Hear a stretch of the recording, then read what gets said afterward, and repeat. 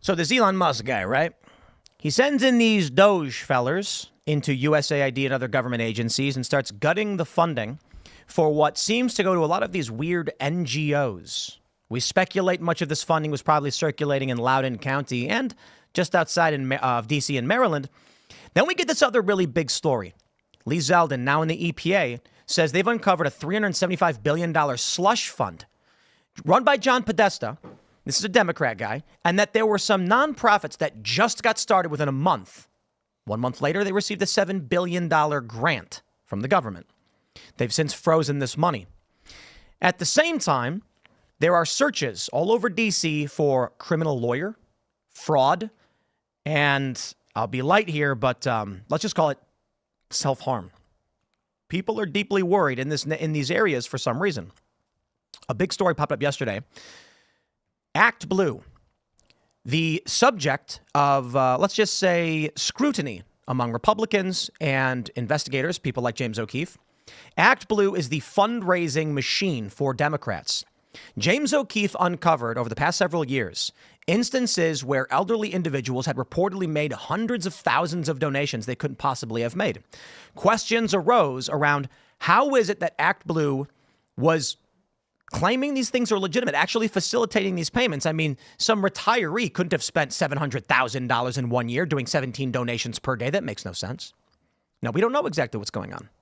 We are waiting for the results of that investigation. In the meantime, while all of this DOGE stuff is happening, it may just be totally unrelated, but the New York Times runs a story about how ActBlue is facing facing internal chaos and is struggling to continue losing seven specifically top officials.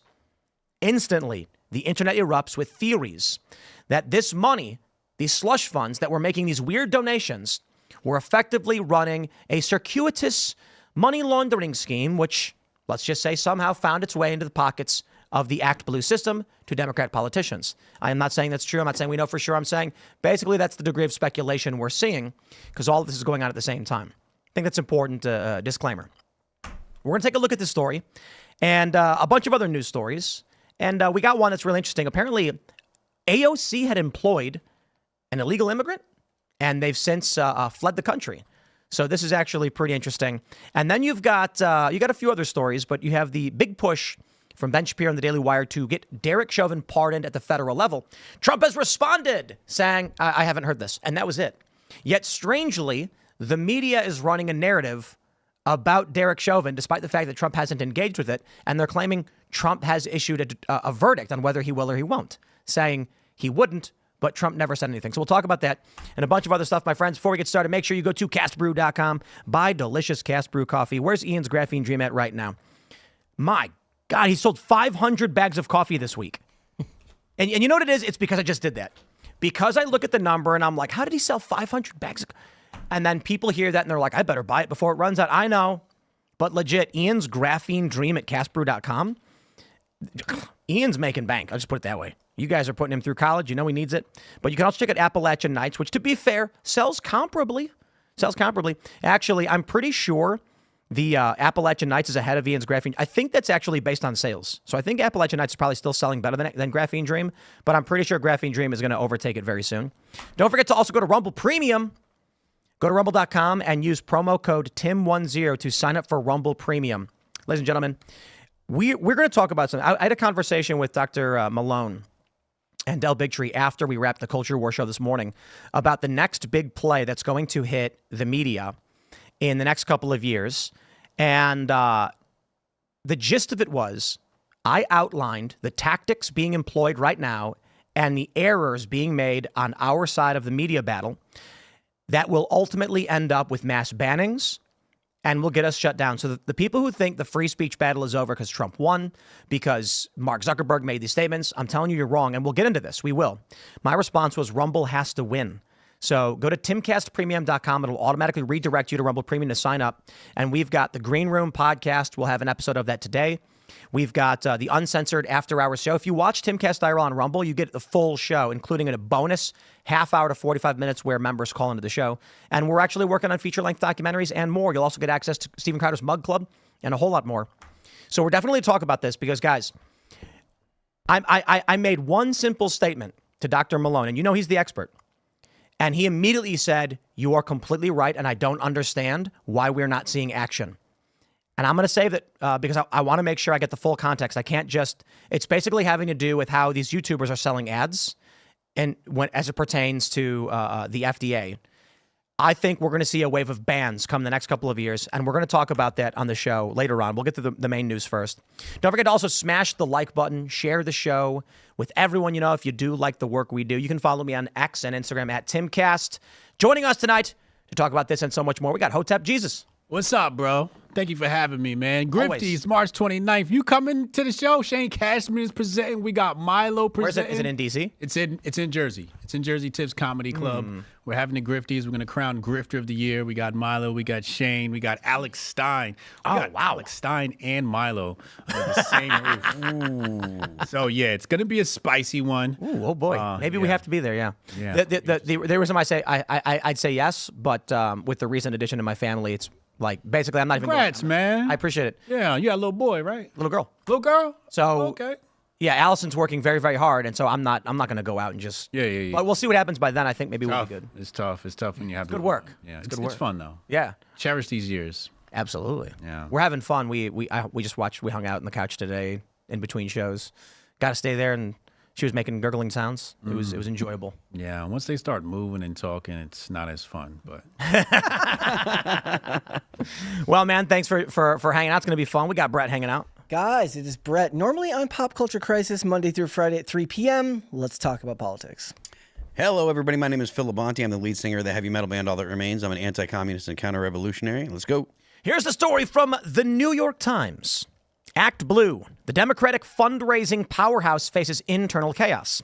At least 7 senior officials have left the group, setting off deep concerns about its future as it confronts scrutiny from congressional Republicans. I'll say 2 things to start.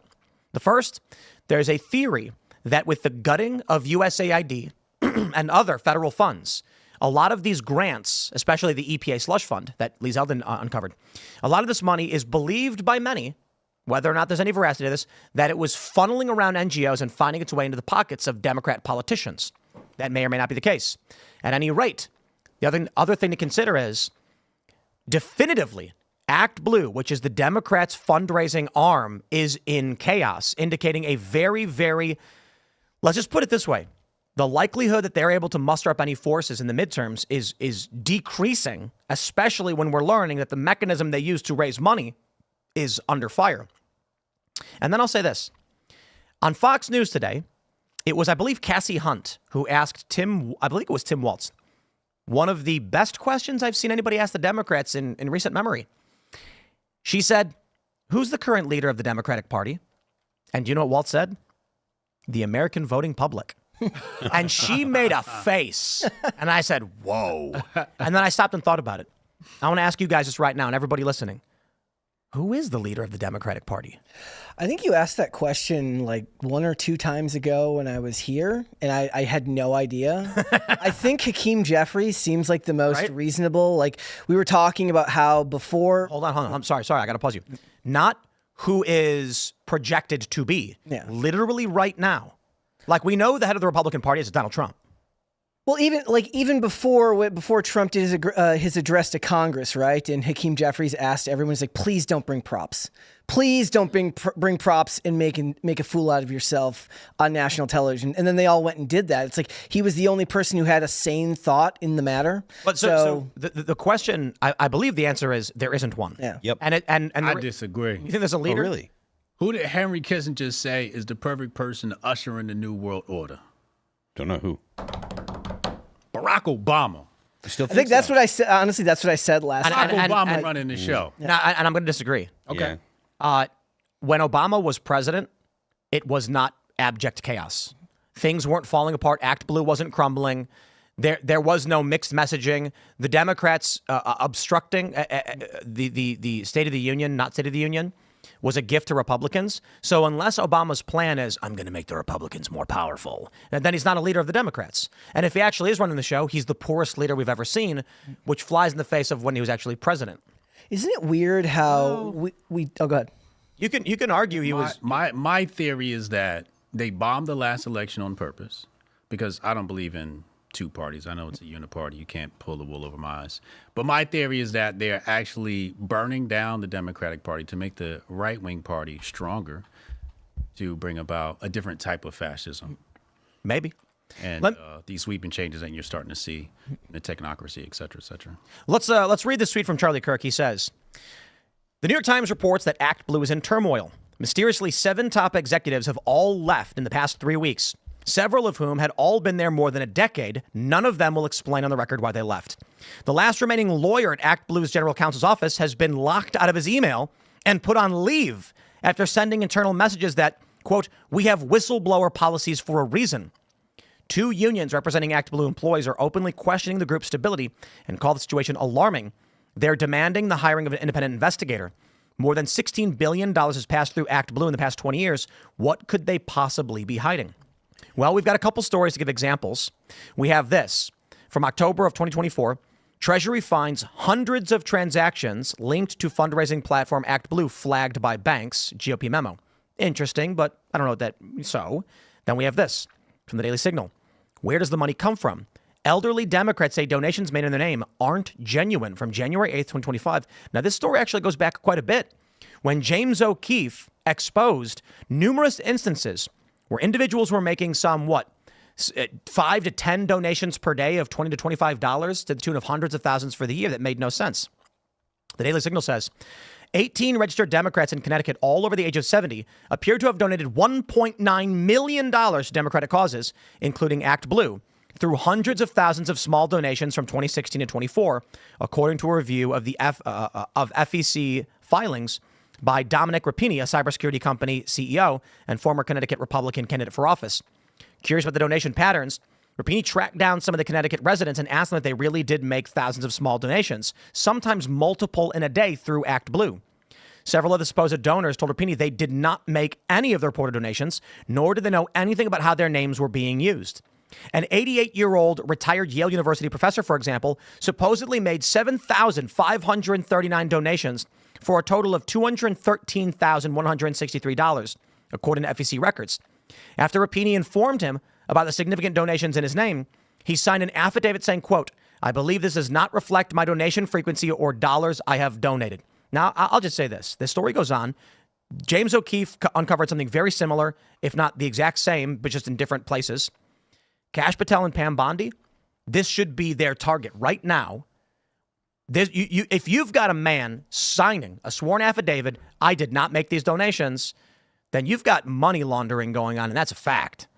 Is there not a way for them federally to look into the bank accounts tied to who made the donation? Because obviously the name is attached, but if the name attached doesn't correspond with the bank account, is there a way to check into that?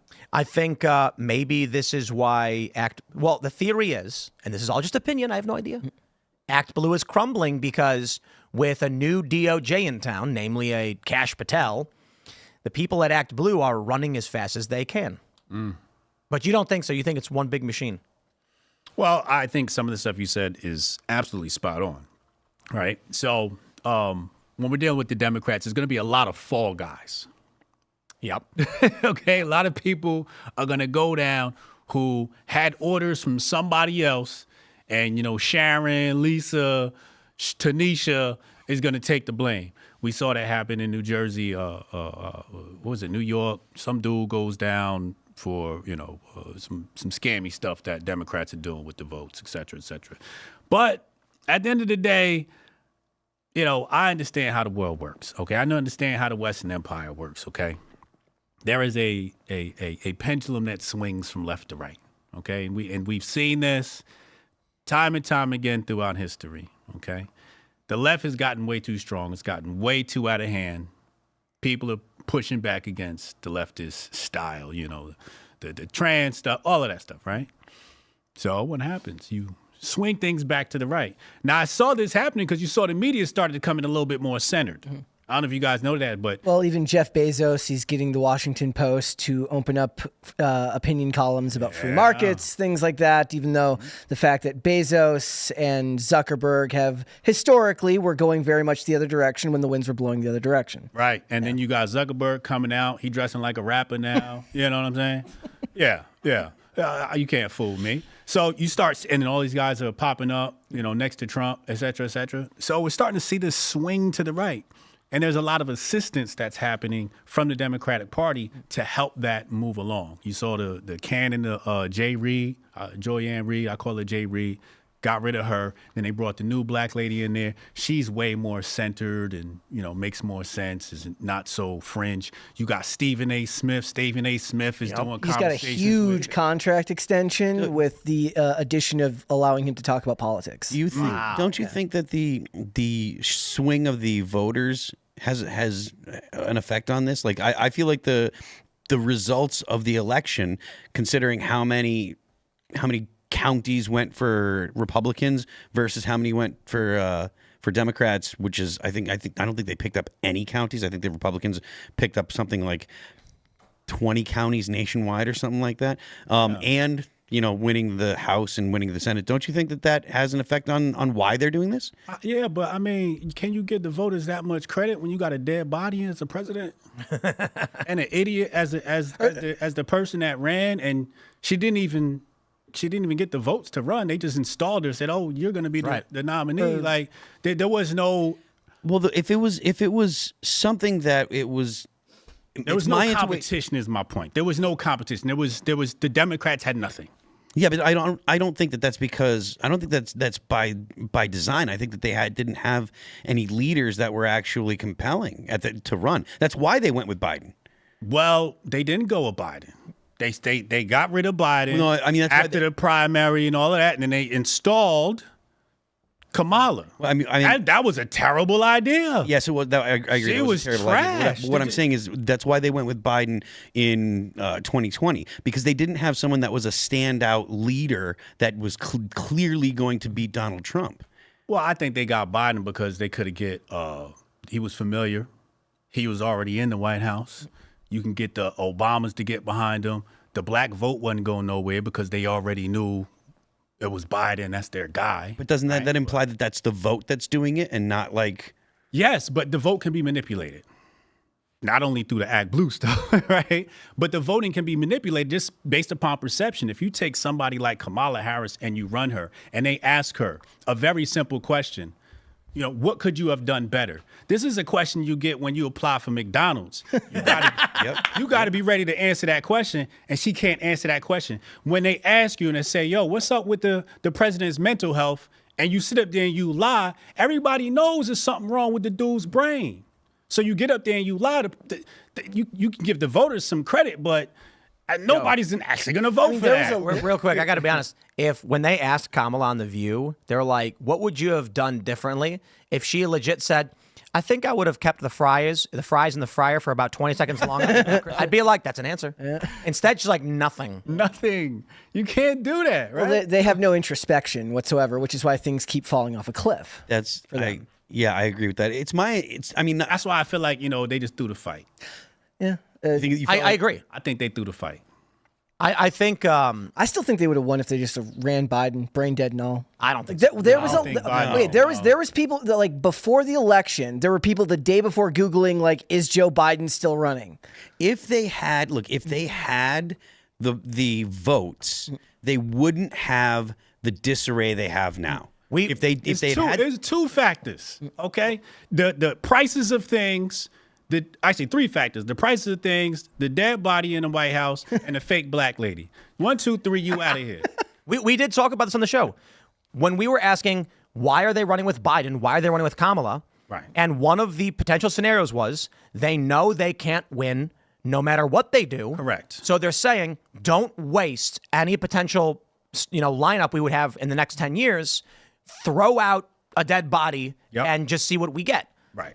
Wait, so then why don't you, if they don't think they can win with Biden, why don't they just keep running him? Well, here's the thing. The reason why they ran Kamala is because of celebrity influence in the black community. They were like, if we can pretend that she's black, then we can put on a fake facade of a campaign. And they went super hard with it right away. And they went super hard with it. They got the booty shaker twerking on stage and all of that stuff. So they were able to get some of that celebrity. And BET, for the first time, held a Black Men Summit. BET, I can't remember the last time they cared about black men. They held a Black Men Summit. I'm like, what is this? Not only that, to address what you said, why would they switch out Biden? Yeah.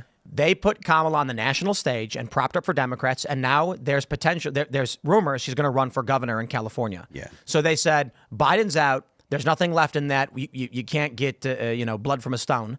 However, we put Kamala on the stage. She's going to lose, but it'll raise her profile. Then she runs for governor in California, which is 2-1 Democrat. She's going to win. Okay, makes sense to me. I mean, I still feel like the reason that the Democrats are in disarray, the reason that things are going on at ActBlue, not just because the Republicans won and you got people like Kash Patel, but it's because they have no leadership, and they have no leadership because they don't know what their platform is anymore. They have totally abandoned the working class, right? They're not supporting middle America. They're the party of the extremely wealthy and the extremely poor, and they use those two groups against the average American, and they browbeat them with identity politics through multiple different ways, whether it be All the sexuality. issues, Yeah, I mean, all of it, basically. Like you were saying yourself, when's the last time BET had a black man summit? They don't like men. The Democrats hate men. Yeah. And that's, it's something that's fairly obvious. So I want to jump to the story because it expounds upon the subject. This is from Newsweek. Gavin Newsom's podcast remarks sparks backlash from Democrats. Gavin Newsom knows what he's doing. Yep. You mentioned, Phil, that the Democrats don't have a platform anymore. Gavin Newsom is, and I bet they discussed this a year ago. After Trump wins, assuming he does, we need to start rebuilding a Democrat identity and who's going to be in charge. And as we were mentioning in the previous segment, you mentioned MSNBC's bringing a new, more moderated Democrat. Stephen A. Smith can talk politics. Gavin Newsom sitting down with Charlie Kirk. They are trying to realign. They're going to moderate. Now, the big play here, obviously, Gavin Newsom's getting backlash from Democrats. They're probably going to come after me. I say they, the Democrat machine, the political machine, the bureaucratic state is going to come after me hard for this segment we're about to do right now. Uh-oh. One of the biggest things that big mistakes are being made right now by the independent space. They don't have standards and practices. They don't have legal teams. And the corporate press may have. Here's what I think. I'll give you a simple story. Joe Rogan started to emerge with the Ustream show. It got very popular. Podcasts became prominent, and the corporate press overlooked this. If they wanted to stop the podcast presidency, they needed to make the move 8 or 9 years before it actually happened. Once Joe Rogan and many podcasts got as popular as they did, they lost control. They tried censoring. They shut down Paul Joseph Watson. They shut down Laura Loomer. They shut down Alex Jones, but it still wasn't enough. Audience were still flocking to this new medium that they did not invest in enough nor censor enough. So what happens? They start to realize, guys, we're going to lose this one. So I think you're correct in that approaching 2024, they said, let's not waste any of our resources. However, many people on the right have made tremendous errors in not actively paying attention to their standards and practices, namely around two big things. One, the simple one that's not as big a deal is how they approach fair use issues and citation and copyright. That's not going to be as big a deal. But the big issue is in this new podcasting space, ads are being sold, which are illegal. And many individuals on the right are reading pharmaceutical ads and they're reading ads for finance without looking into federal law. After we wrapped up the Culture War podcast this morning, I was talking to Dell and Dr. Malone. And I mentioned this. I said, we've had companies pitch to us. I don't want to name the companies, so if you guys know what I'm talking about here, I don't want to drag anybody or get any litigation. But there are people right now in the independent media space, pro-Trump, anti-establishment, who have been doing ad reads for prescription medications. That is heavily regulated by the FDA. And the first thing Dr. Malone said to me was, I saw this too. I don't understand. Why isn't the FDA going after them right now? I mean, this is heavily regulated. You can't just advertise prescription drugs. In some instances, it's illegal. I said finance as well. There are a lot of people that are doing ad reads for financial services, not realizing there are federal requirements as to what you're supposed to do if you are selling an ad or doing a read. And so the question then was, why aren't these agencies or anybody doing anything about it? Here's what I think. Here's what I said to him. I don't think the federal regulators under Donald Trump are going to start banning conservative and anti-establishment podcasters. Not now. No, YouTube will, though. YouTube is going to start nuking some massive channels with 5+ million subscribers who have been doing this. And big shows are going to get caught off guard right before the midterms or right before 2028. It's going to be sporadic. It won't be all at once. It won't be a mass wave because they're not stupid. It's going to be a decently sized podcast will get a strike. And YouTube's going to say, well, you were running ads for pharmaceuticals. That's actually against the rules, against the law.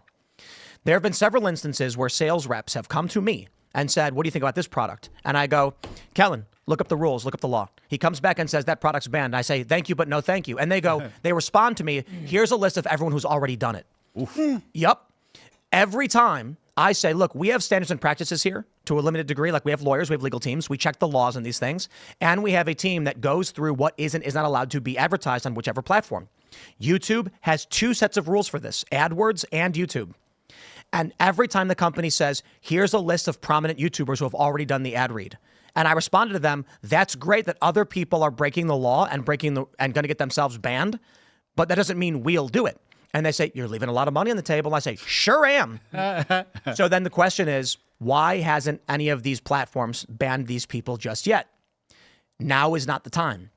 You ban a big creator right now, what do you accomplish? However, within a couple months of an election, you ban a prominent Trump supporter like they did with Alex Jones, and those people back then, you're going to start having a visible dent put into the Republican machine, be it the midterms or 2028, whoever may be end up running. Yeah. I think we're going to see sporadic bans, and the narrative will then emerge. So-and-so got banned from YouTube, big channel with 3 million subscribers, a huge show. And then they're going to be on X being like, this is unfair. And then YouTube's going to come out and say, here's a list of 17 times they did an ad for a prescription drug in violation of federal law. And we only were just made aware of it. This is not political. They were selling drugs. And they are doing it. There are prominent podcasters selling drugs right now. I would say many of them illegally. And again, you hit nail on the head. That's exactly what's going to happen. I've been saying on my podcast, the Griff Report, I said, yo, listen, the Democrat recovery program is built into the right wing. Yep. The mistakes of the right, you know how politics go. Nobody really talks about their platform. They just go, hey, look at what that guy did wrong. So that's what they're going to do. They're going to wait, let all the Republicans make all these mistakes. We're going to be talking about one of the mistakes later in the show. But the other thing is the Democrats actually don't even have to have a platform. They're going to sit back and let the Republicans create their platform. Because, for example, when you go look back in the day, they had something called an anti-Mason party. An anti-Mason party was starting to galvanize votes. Then they brought a candidate in. That candidate picked up the anti-Mason talking points. Anti-Mason party goes away. So all the Democrats have to do is sit back and wait, see what people care about, see what Republican talking points they got, and then compete on those same talking points. And you're going to see a more center Democrat party than you've seen in a while. So on top of that, as you already mentioned, Hotep, they've got the moderation happening. Gavin Newsom agreeing with Charlie Kirk on core anti-wokeness, anti-gender ideologies. Yeah, it has begun. Switch.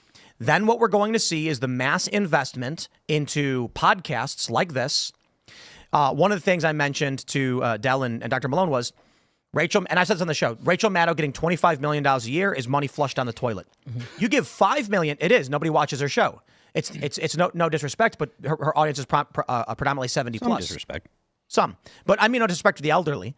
But you take $5 million, you choose any one of the top liberal podcasters, you say, here are the talking points. Gender ideology is out. We don't want none of that. We're for the working class. We're moderating. Here's your talking points. Here's $5 million, and here's $20 million in Google and Billboard and TV ads. You will now be the biggest podcast in the world so long as you stay within these confines.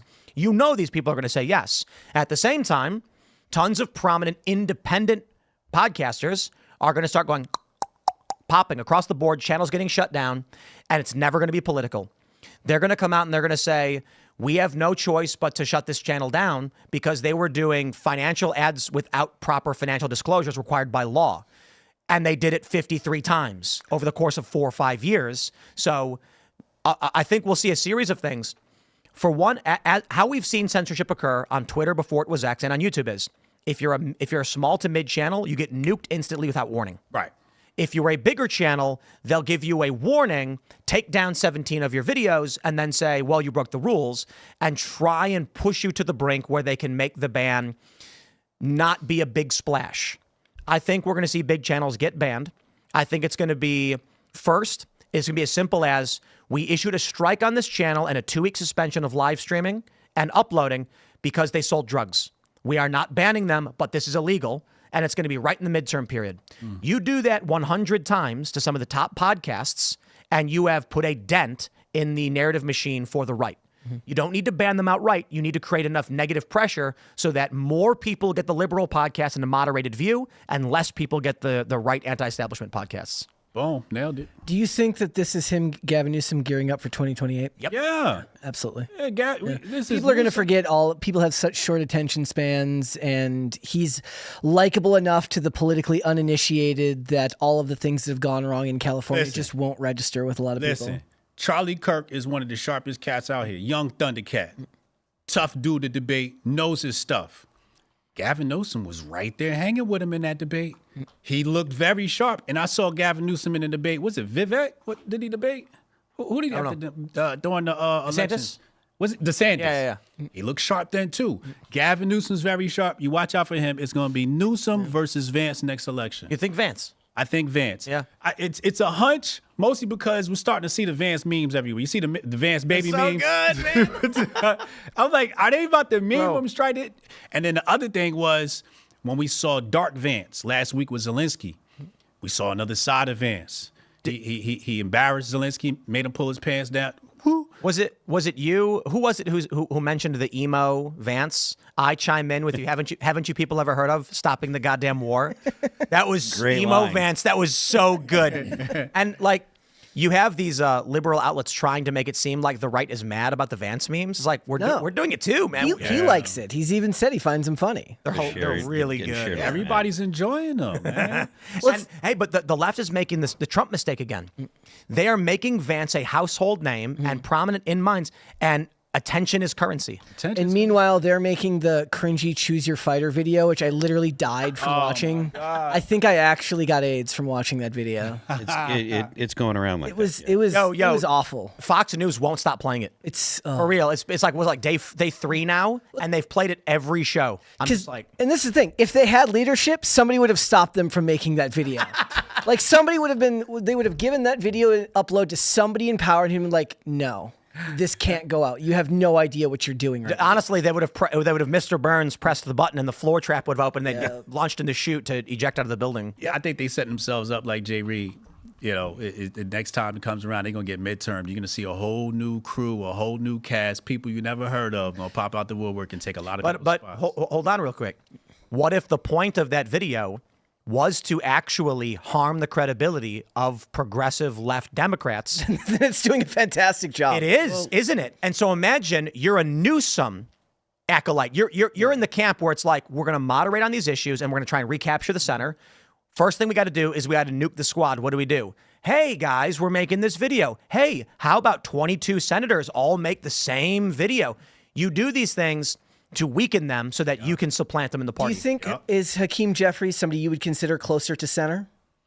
I don't know about closer to center. I wouldn't say he's closer to center, but he gonna come center. Yeah. He gonna get there. He's smart enough to know to see which way the wind is blowing. Then he's saying to them, he's like, look, don't wear costumes, don't carry signs at this event. We need to look normal. We need to have decorum, and nobody's listening. And it's so weird how for the party that seems to fall in line with everything, they don't have any structured leadership. It's because of the Civil War. It's because they haven't. It's because the progressives were so influential before they lost this last election. They really thought that all of the progressive policies and all the progressive talking points, they thought that they were in control. And when Kamala lost, regular Democrats and their donors, the guys that write the checks, are like, hey, this stuff didn't work. It's clearly unpopular with the American people, so we don't want to touch it. Look at the things the progressives are pushing. They're still pushing LGBT issues as if that's something that people, the average American cares about. It's not. Most Americans, again, whether you like it or not, most Americans are pro-Israel, and you've got all these people that are in the progressive group that are saying, that are talking about Palestine, and that are essentially, to Americans, to regular normal people that are not plugged into politics, this looks like, oh, they're siding with Hamas is the short version of it. That's what they see. And so they see all this stuff right before the election, and they lose the election because of it. Like, these policies are not popular. So you've got the normal Democrats, right? The people that you would consider liberal Democrats, those people are making a play for control of the party. That's why John Fetterman is on X talking the way he does. That's why everybody was yeah, John Fetterman's actually got a point before the election. You got Hakeem Jeffries that was saying this stuff to the people that were going to be at the joint session. Don't do this. Don't do this. And they do. They look like trash. And now you're only getting more people saying this is not the way that the Democrat Party is going to win in the future. I got to warn everybody about Fetterman. So I'm watching Fox News with the wife. Mm-hmm. Fetterman pops up and makes a statement, as he does, trying to sound reasonable. And Allison says, so he's all right. He's a Democrat, right? He's trying to get he's trying to fix the party or whatever. And I said, look at how he votes. He's setting you up. People who are not as active as we are hear Fetterman and go, here we go. The Democrats are getting their act together. And then he walks right in and rubber stamps woke garbage. All that stuff. It's four groups that's happening right now. You got people who got the call, people who didn't get the call, stupid people, and smart people. Okay. Now, some of the stupid people didn't get the call. Some of the smart people didn't get the call. People like Charlemagne is in that group who was smart and didn't get the call. Yep. You saw him immediately shift. Well, first of all, he was kind of Trumpish. As soon as Kamala ran, he was like, hold on, I got to align with the black folks. As soon as Kamala was there, he's like, hold on, we coming back. At the very least, he would ask questions and be like, it sounds like you guys are making mistakes. No. And then it was, come on, the moment Trump starts winning, he goes, were we lied to by the Democrats about Trump being a fascist? He's smart. He knows. He knows. So that's like, now the Democrats, you're starting to look at the Democrats that are still pushing the woke stuff, and you're like, bro, you can't read the... Read the room. Or Stephen, who was Stephen A. Smith talking to recently, where he's like, you guys got spanked and... Stephen A. Smith's been doing his rounds. He just spoke to Candace Owens. Yes. He's talking about running.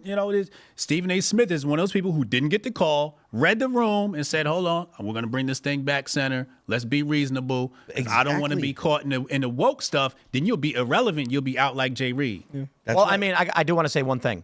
Let's celebrate the defeat of wokeness because Democrats are abandoning it, and that's we can breathe a sigh of relief. That's a W. That's a W. I'm apprehensive about that. That there are attempts to just rebrand it. That will happen. They will just try to change the name. That you're seeing that in the government.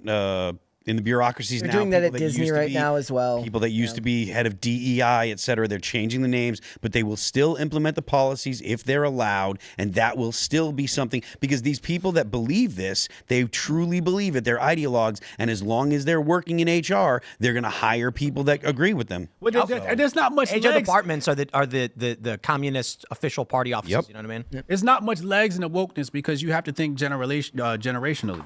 If you look at the young generation coming up, like I got twin boys that are 15, they're watching, the different streamers. A lot of the streamers say, we're not touching this politics stuff. We're not touching this woke stuff. We're just going to go make good content. So the Democrats and wokeness don't even have the next generation coming up. So there's not much legs on that. Let me tell you, I had a segment today. If YouGov polling from, I think it might have been a year ago or within the past few months, if you ask Democrats, have we done enough for LGBTQ people? For people who are elderly, something like 75% say we haven't. Gen Z says we've done enough. No joke. 78% of Gen Z is in the we've done enough or too much. Yeah, absolutely. Yeah, that's crazy. I think that's going to too much. Yeah. It's true about the next generation too. I remember I think Kamala tried to talk to Kai Cenat, and he's like, no. He said no. He's like, no. What? Get the hell out of here with that. Touch that stuff. Yeah, you're gonna taint me and mess up my brand. Yeah, smart kid. I feel like I can't ask this question without starting a 3-hour-long conversation about it. But I'm curious where you think the U.S. ends up on the issue of Israel with the younger generations, with people like Candace Owens. There are a lot of people who have broken from the right, and I don't mean the people who are obsessed with Jews. Certainly, they've been screaming.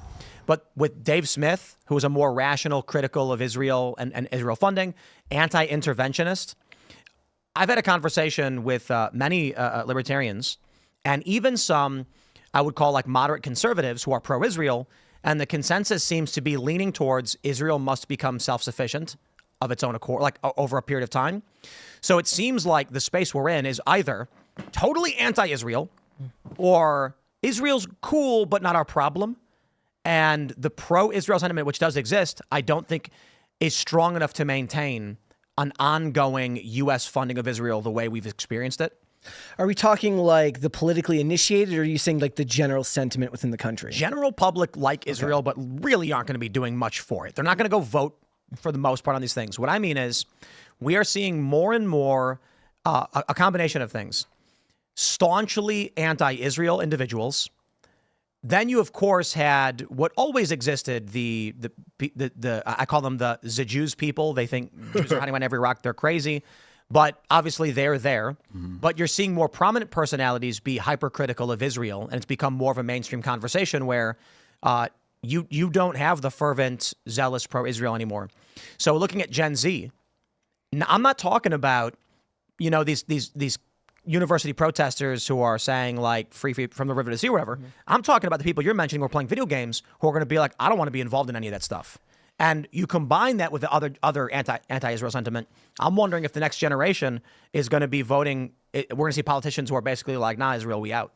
Well, is the idea here that you're going to get a next generation of people that are actually America first, that are saying like, look, anti-war, like Ron Paul in 2008, and taken to its logical conclusion, it's saying, why are we anti-war about everything but this? And perhaps the next generation just takes that sentiment to say, you need to be self-sufficient. We can't be funding you. A lot of those people, they're not going to get into discussions about... Can I throw a bomb in the conversation? Yeah. You can't be pro-America and not be pro-Israel. He's gone.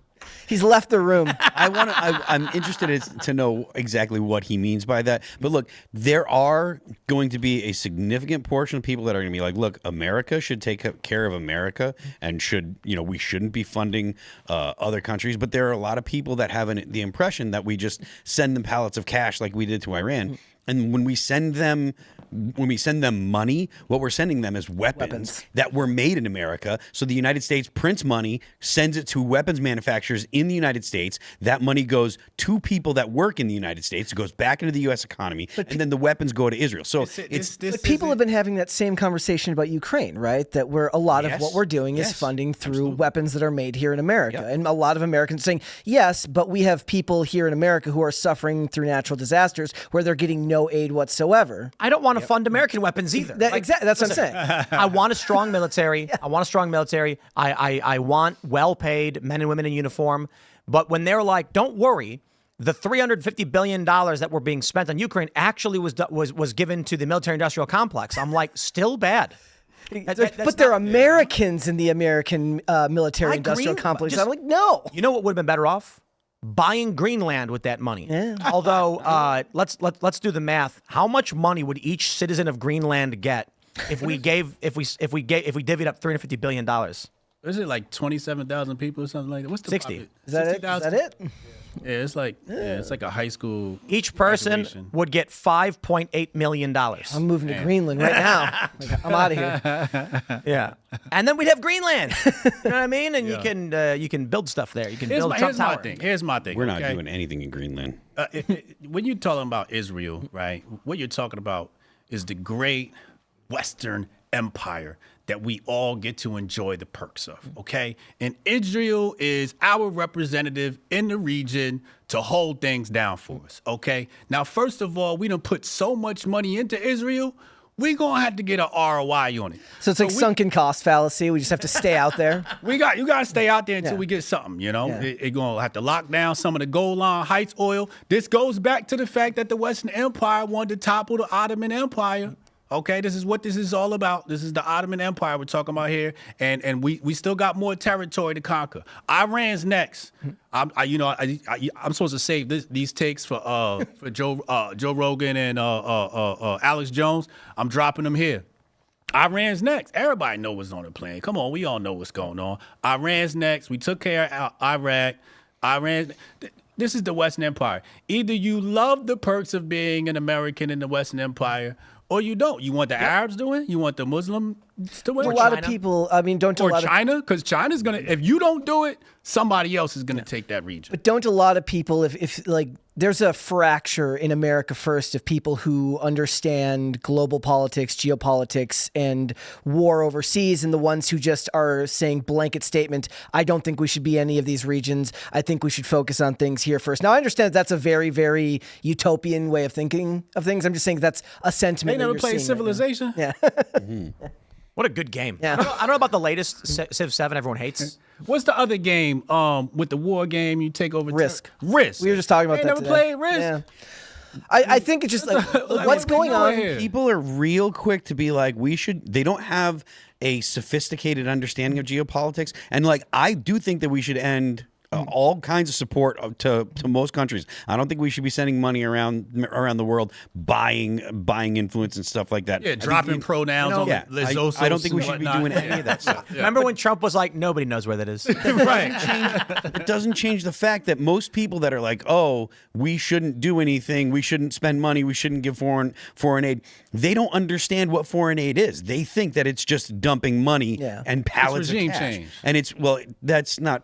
It's not foreign aid's not regime change, but there yeah, is it is. there is regime change. I'm not saying there isn't regime change. USAID is not foreign yes, aid. USAID USAID is regime change. Yeah, Roman revolution all over the world. USAID is not aid. It's regime change. It's soft Aid power is through AIDS. It's well, yeah. it I is. guess the way I think it is, the average person who doesn't follow global politics super closely sees natural disasters happen here, and FEMA gives them $600, and they're like, "Why is it that we can give American citizens $600, but we have to give again?" Now that's messed up. Yeah, That is- I'm saying they're saying that we should take order of importance. You should take care of the citizens here first. We have we're Palestine, Ohio. we're $35 trillion. Is it more than that now? $35 trillion in debt.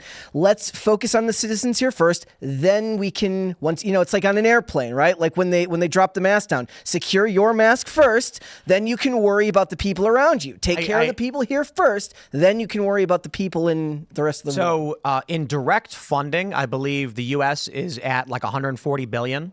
Okay. In total spending, including ancillary spends, which are not direct to Ukraine, but for we'll say things like funding of U.S. personnel in Europe that do aid and assist Ukraine. So like we've got the direct congressional apportioned funds. Then we have existing U.S. military infrastructure in Europe. I believe the estimate is total expense was $350 billion. If that is the case, and I know it is a rough estimate, that means the United States has given each citizen of Ukraine, including babies, $9,722. Damn. And if you're in a disaster zone in the United States, you got a nice fat $600. It blows Don't spend my it all in mind. one place. It blows my mind that they go with such a piddly amount of money and say this is what we're going to give you. In it at all, it is better to not give Maui. them. Right. It's better to not give anybody money than to allow that to go out for the American people to hear. They're like, what?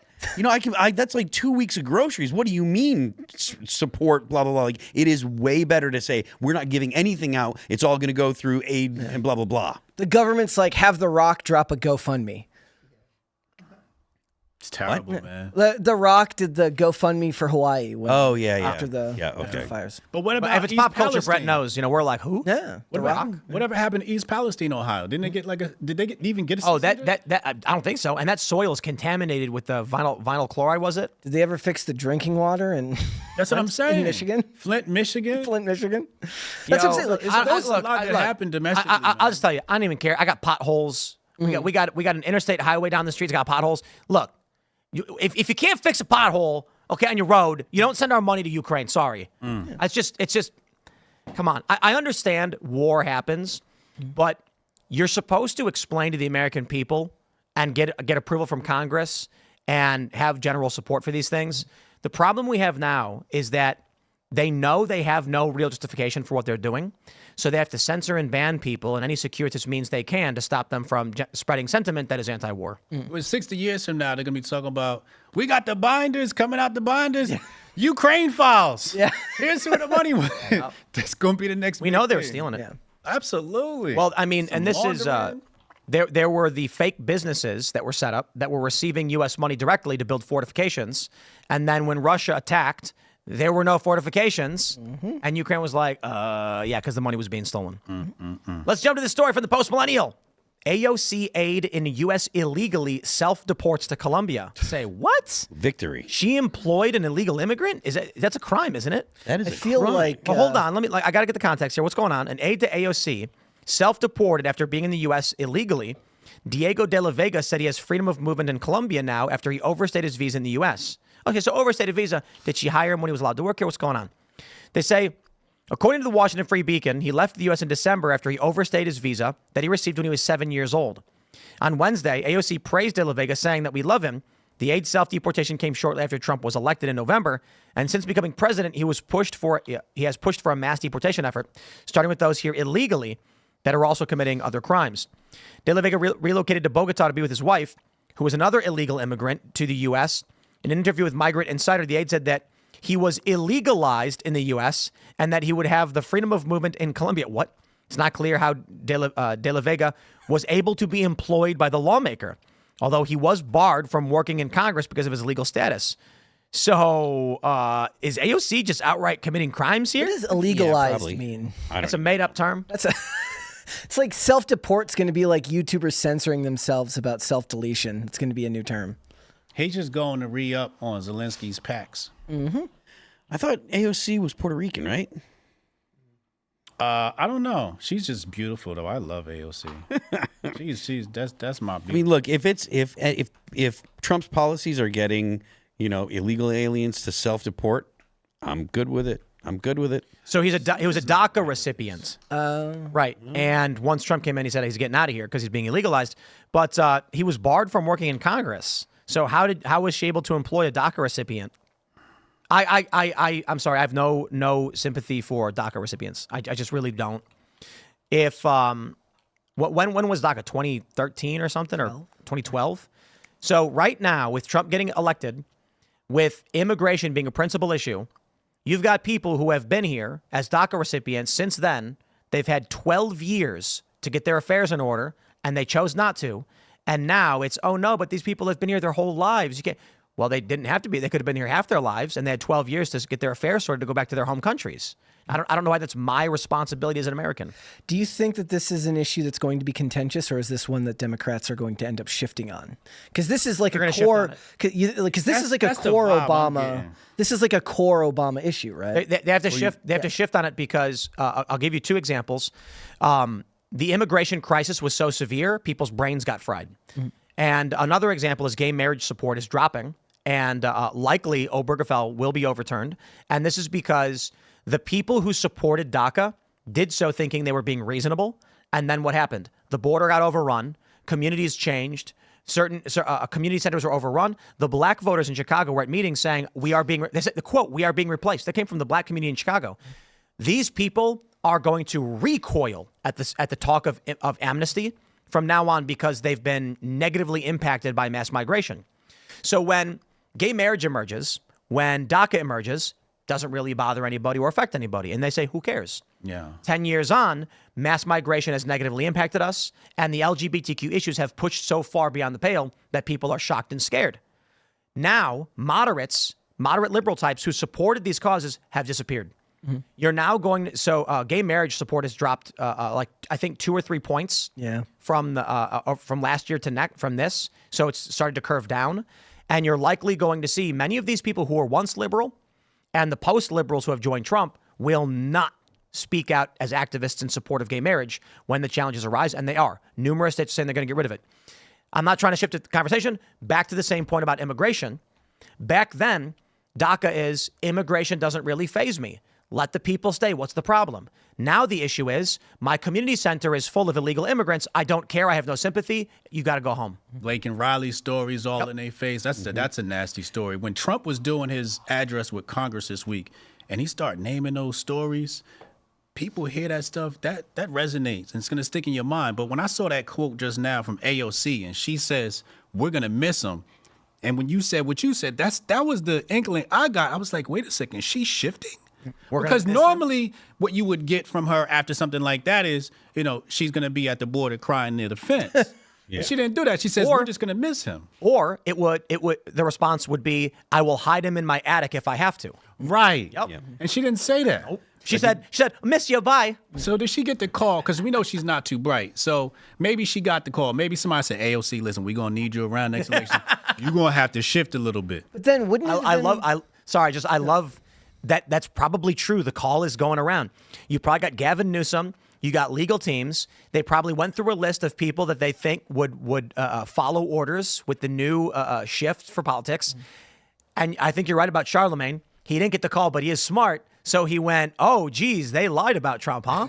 Yeah. So, like, the idea was that when they talked about Laken Riley, or they talked about the young man with brain cancer at the address, DJ. right? And nobody stood up, and no Democrats clapped. Did none of those people get the call? Because a really easy way didn't to get start the call. shifting would have been to just stand up and act like a human being. Yeah. They didn't get the call. And again, coming back to Charlemagne, when you look at Charlemagne and the Breakfast Club's coverage, even I got to give props to DJ Envy. When they talked about DJ, they were like, yo, like, leave little bro alone. He's got brain cancer, blah, blah, blah.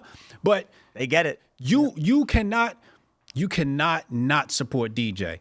And what they were saying was that Trump was grifting off of DJ.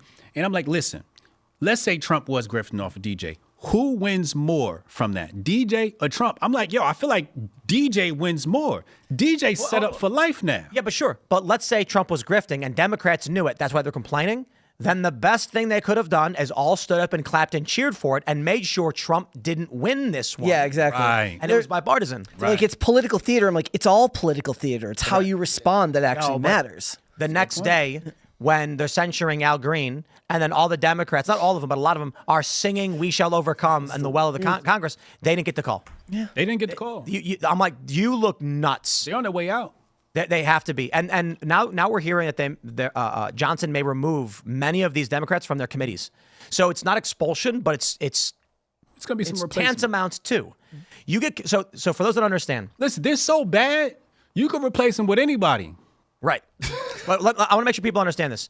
When you're in Congress, you want to be on certain committees because the committees can get those bills to the floor for a floor vote. Correct. So Matt Gaetz pointed this out to us. He said when he first got in, they said if you want a committee assignment, you got to pay for it.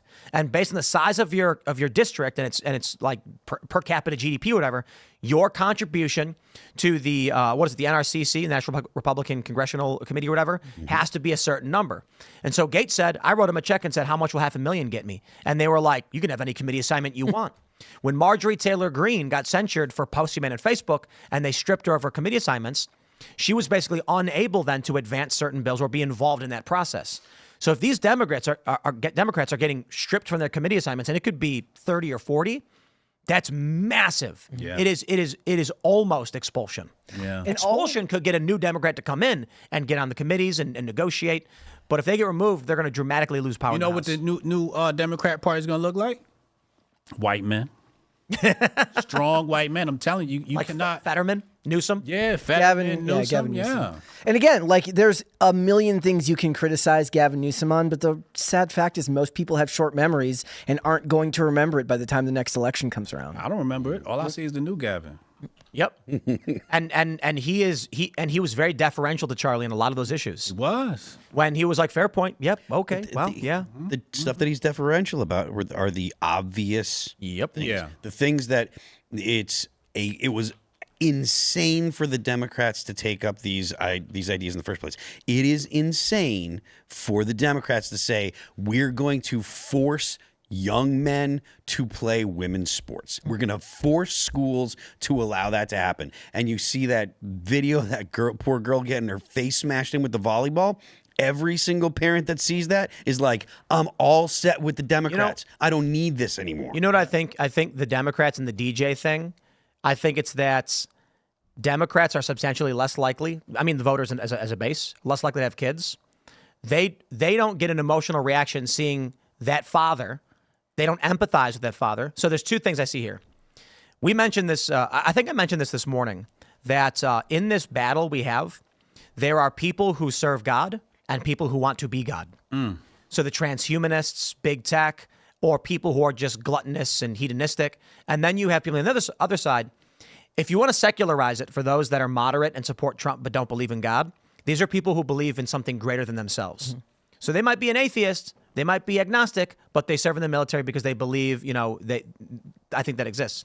Yeah. When you look at the DJ scenario, people who believe in the greater are more likely to feel empathy, not just for the kid who was bullied, and that's where a lot of this started. He was being bullied because he wanted to be a cop, but for the father who's standing there, imagining what that dad must have felt when his son was going through brain cancer, imagining what that kid must have been feeling going through brain cancer. 13 times. 13 times.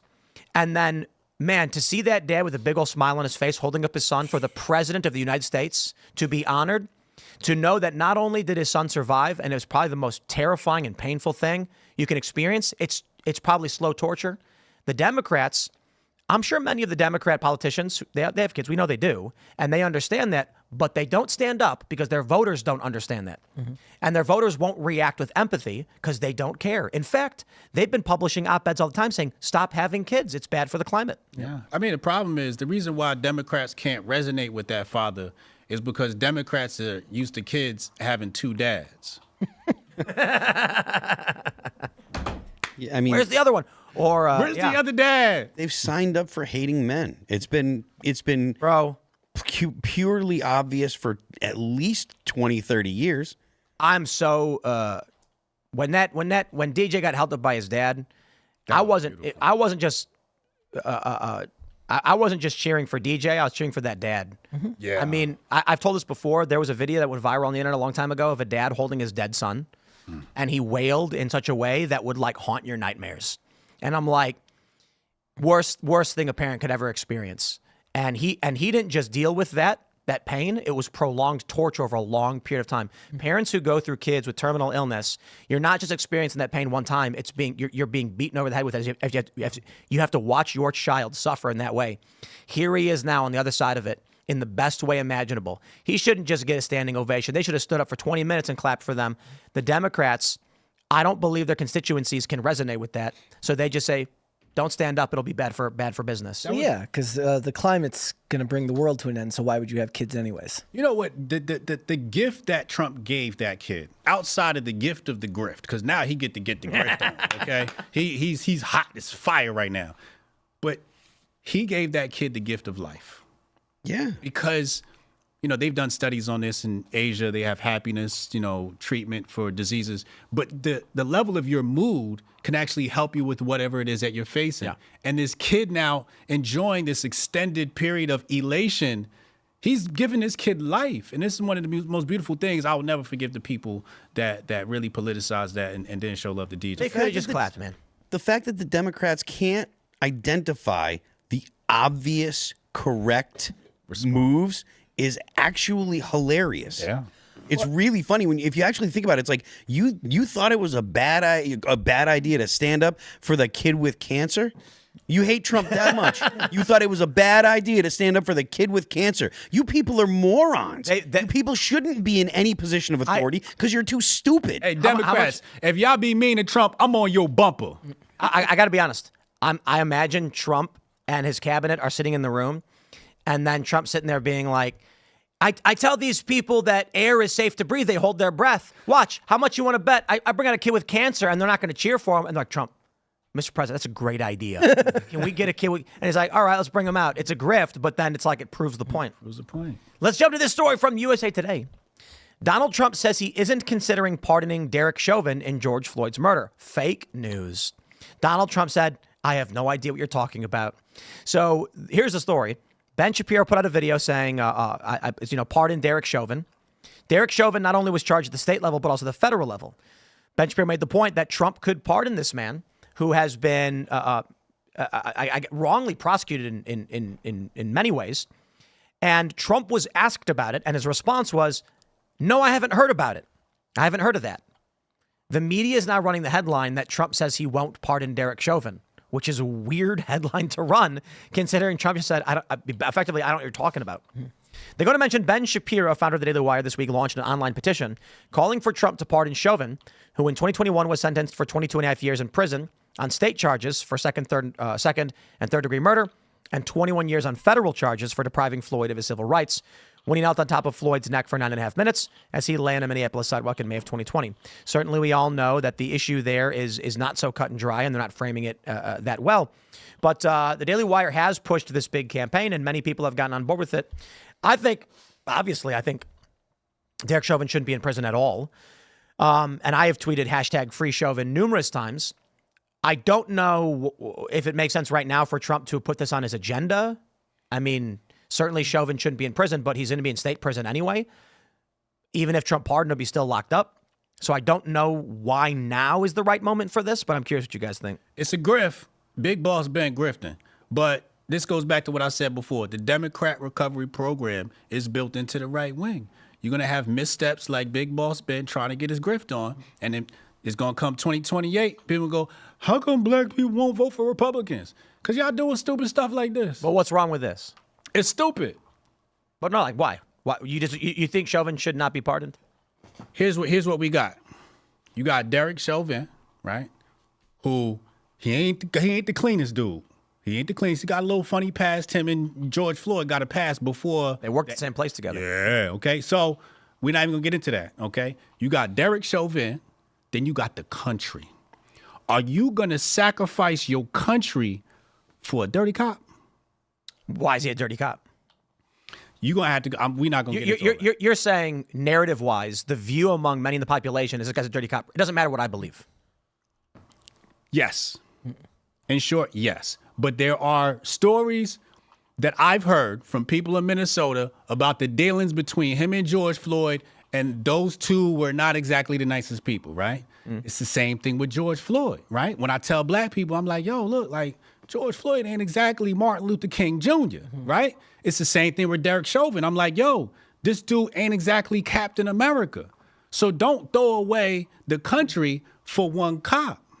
That's the deontological versus utilitarian moral worldview challenge we all face. And it wouldn't matter anyways. You got to sacrifice him. It's probably a problem. You got to sacrifice him. Hey, Derek Chauvin, look, we got an election to win. You got to sit out in prison, dog. He does it on his way out the door at the end of his term. And this is one of those things that you're not going not to. right now. There's an information gap between the people that actually followed this case closely and looked at the medical examiner's report and looks at all of the information connected to it. It was a very, very emotional response from a lot of the country in relation to this, and they would lose a lot of support if they did this right now. You know, for something that wouldn't get him out of jail. I'd take one term as president because I would just I'd pardon so many people, like just insane pardons, like most nonviolent offenses. I say most because some we talked about this before with like what if Trump pardoned all like marijuana related federal charges? The issue is that some of them, pleaded down from violent or very dangerous, very bad things. Some are cartel members you don't want free. Just because we got him on the pot thing doesn't mean we don't know about other stuff he did. But there's a lot of people I'd say just get him out. We don't like nonviolent offenses, that we know is just some dude who had a bunch of weed or whatever. It's like we don't want to deal with this stuff. But if I had just one term, I'd be pardoning left and right, and I'd be locking up left and right. People who work in, I've already mentioned this over and over again. These CBP agents who are trafficking kids and knew it, the people who were transporting illegal immigrants and knew it, and they worked for these bus companies or whatever, I'd be locking people up like crazy. I guess I'm just saying, like right now, Trump's in this position where he's not running for re-election. Right. After the midterms, maybe he goes more ham than he already is. Yeah, but the thing is, he's going to start planning for 2028 for whoever comes next, right? Just because especially if we're talking about Vance being the one that runs in 2028, then whatever Trump does on his way out will color how people feel about Vance, even if Vance had nothing to do with those decisions. Right, but the thing is, if you've got a corpse of a Democrat Party, don't give it life. I agreed. Yes. Yep. And when you do stuff like this, you give them something to talk about. Let them die. Man, there's this is the philosophical conundrum, the trolley problem. Would you sacrifice a single individual for the greater good or for the larger of society? Fill his commissary. That's tough, man. Yeah, that's true. Get him a nice couch. Make sure you take care of him. Get the guards to take care of him. Hey, listen, the mob used to do stuff like that, right? Like you got it. If that's your guy, take care of him. Tear down the wall in his cell. Give him 2 cells. Put a TV. Get a jacuzzi in there. Send a couple of girls in every once in a while. Look, they could do that. Like I said before, I'm from Minnesota. The Minneapolis cops are not exactly known as the most, reputable police force, or at least they weren't. That's all I'm saying. That's what I'm saying. Like, so why you said Ben was grifting. Why do you think he's doing it? Because he couldn't buy Timcast.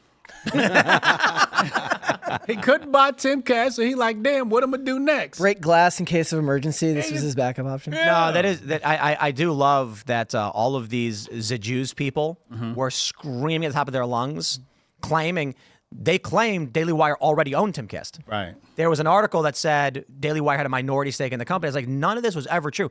I'm a fan of their work. Matt Walsh does amazing stuff. Friends with them. I got no beef. I think they're good people. Whatever.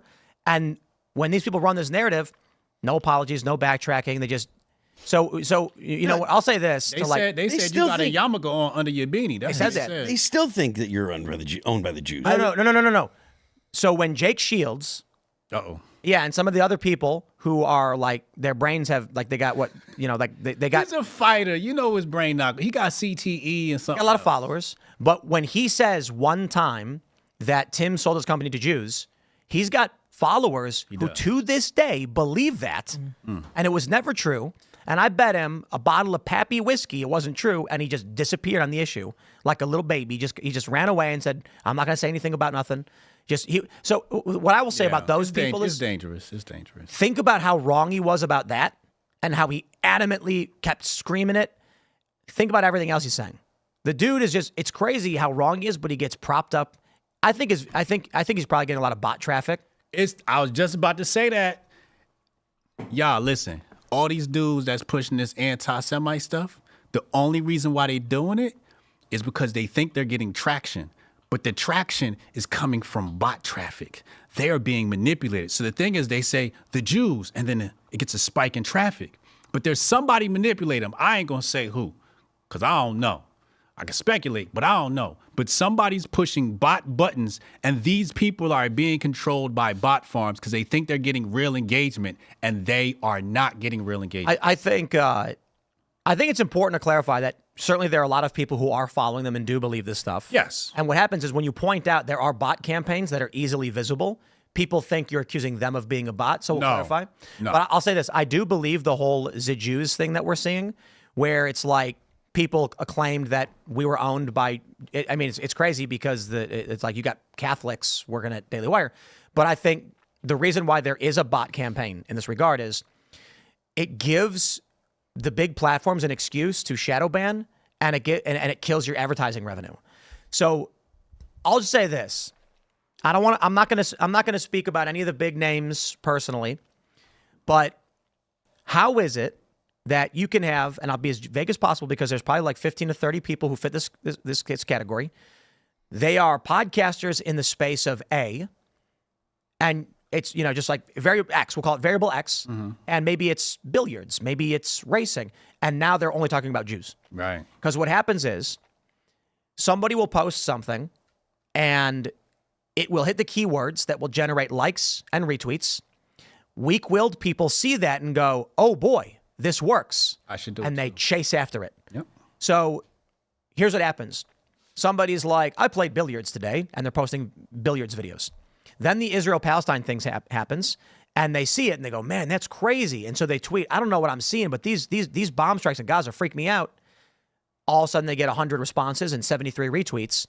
And the people are responding being like, oh, my God, how bad is this? I can't believe Israel would do this.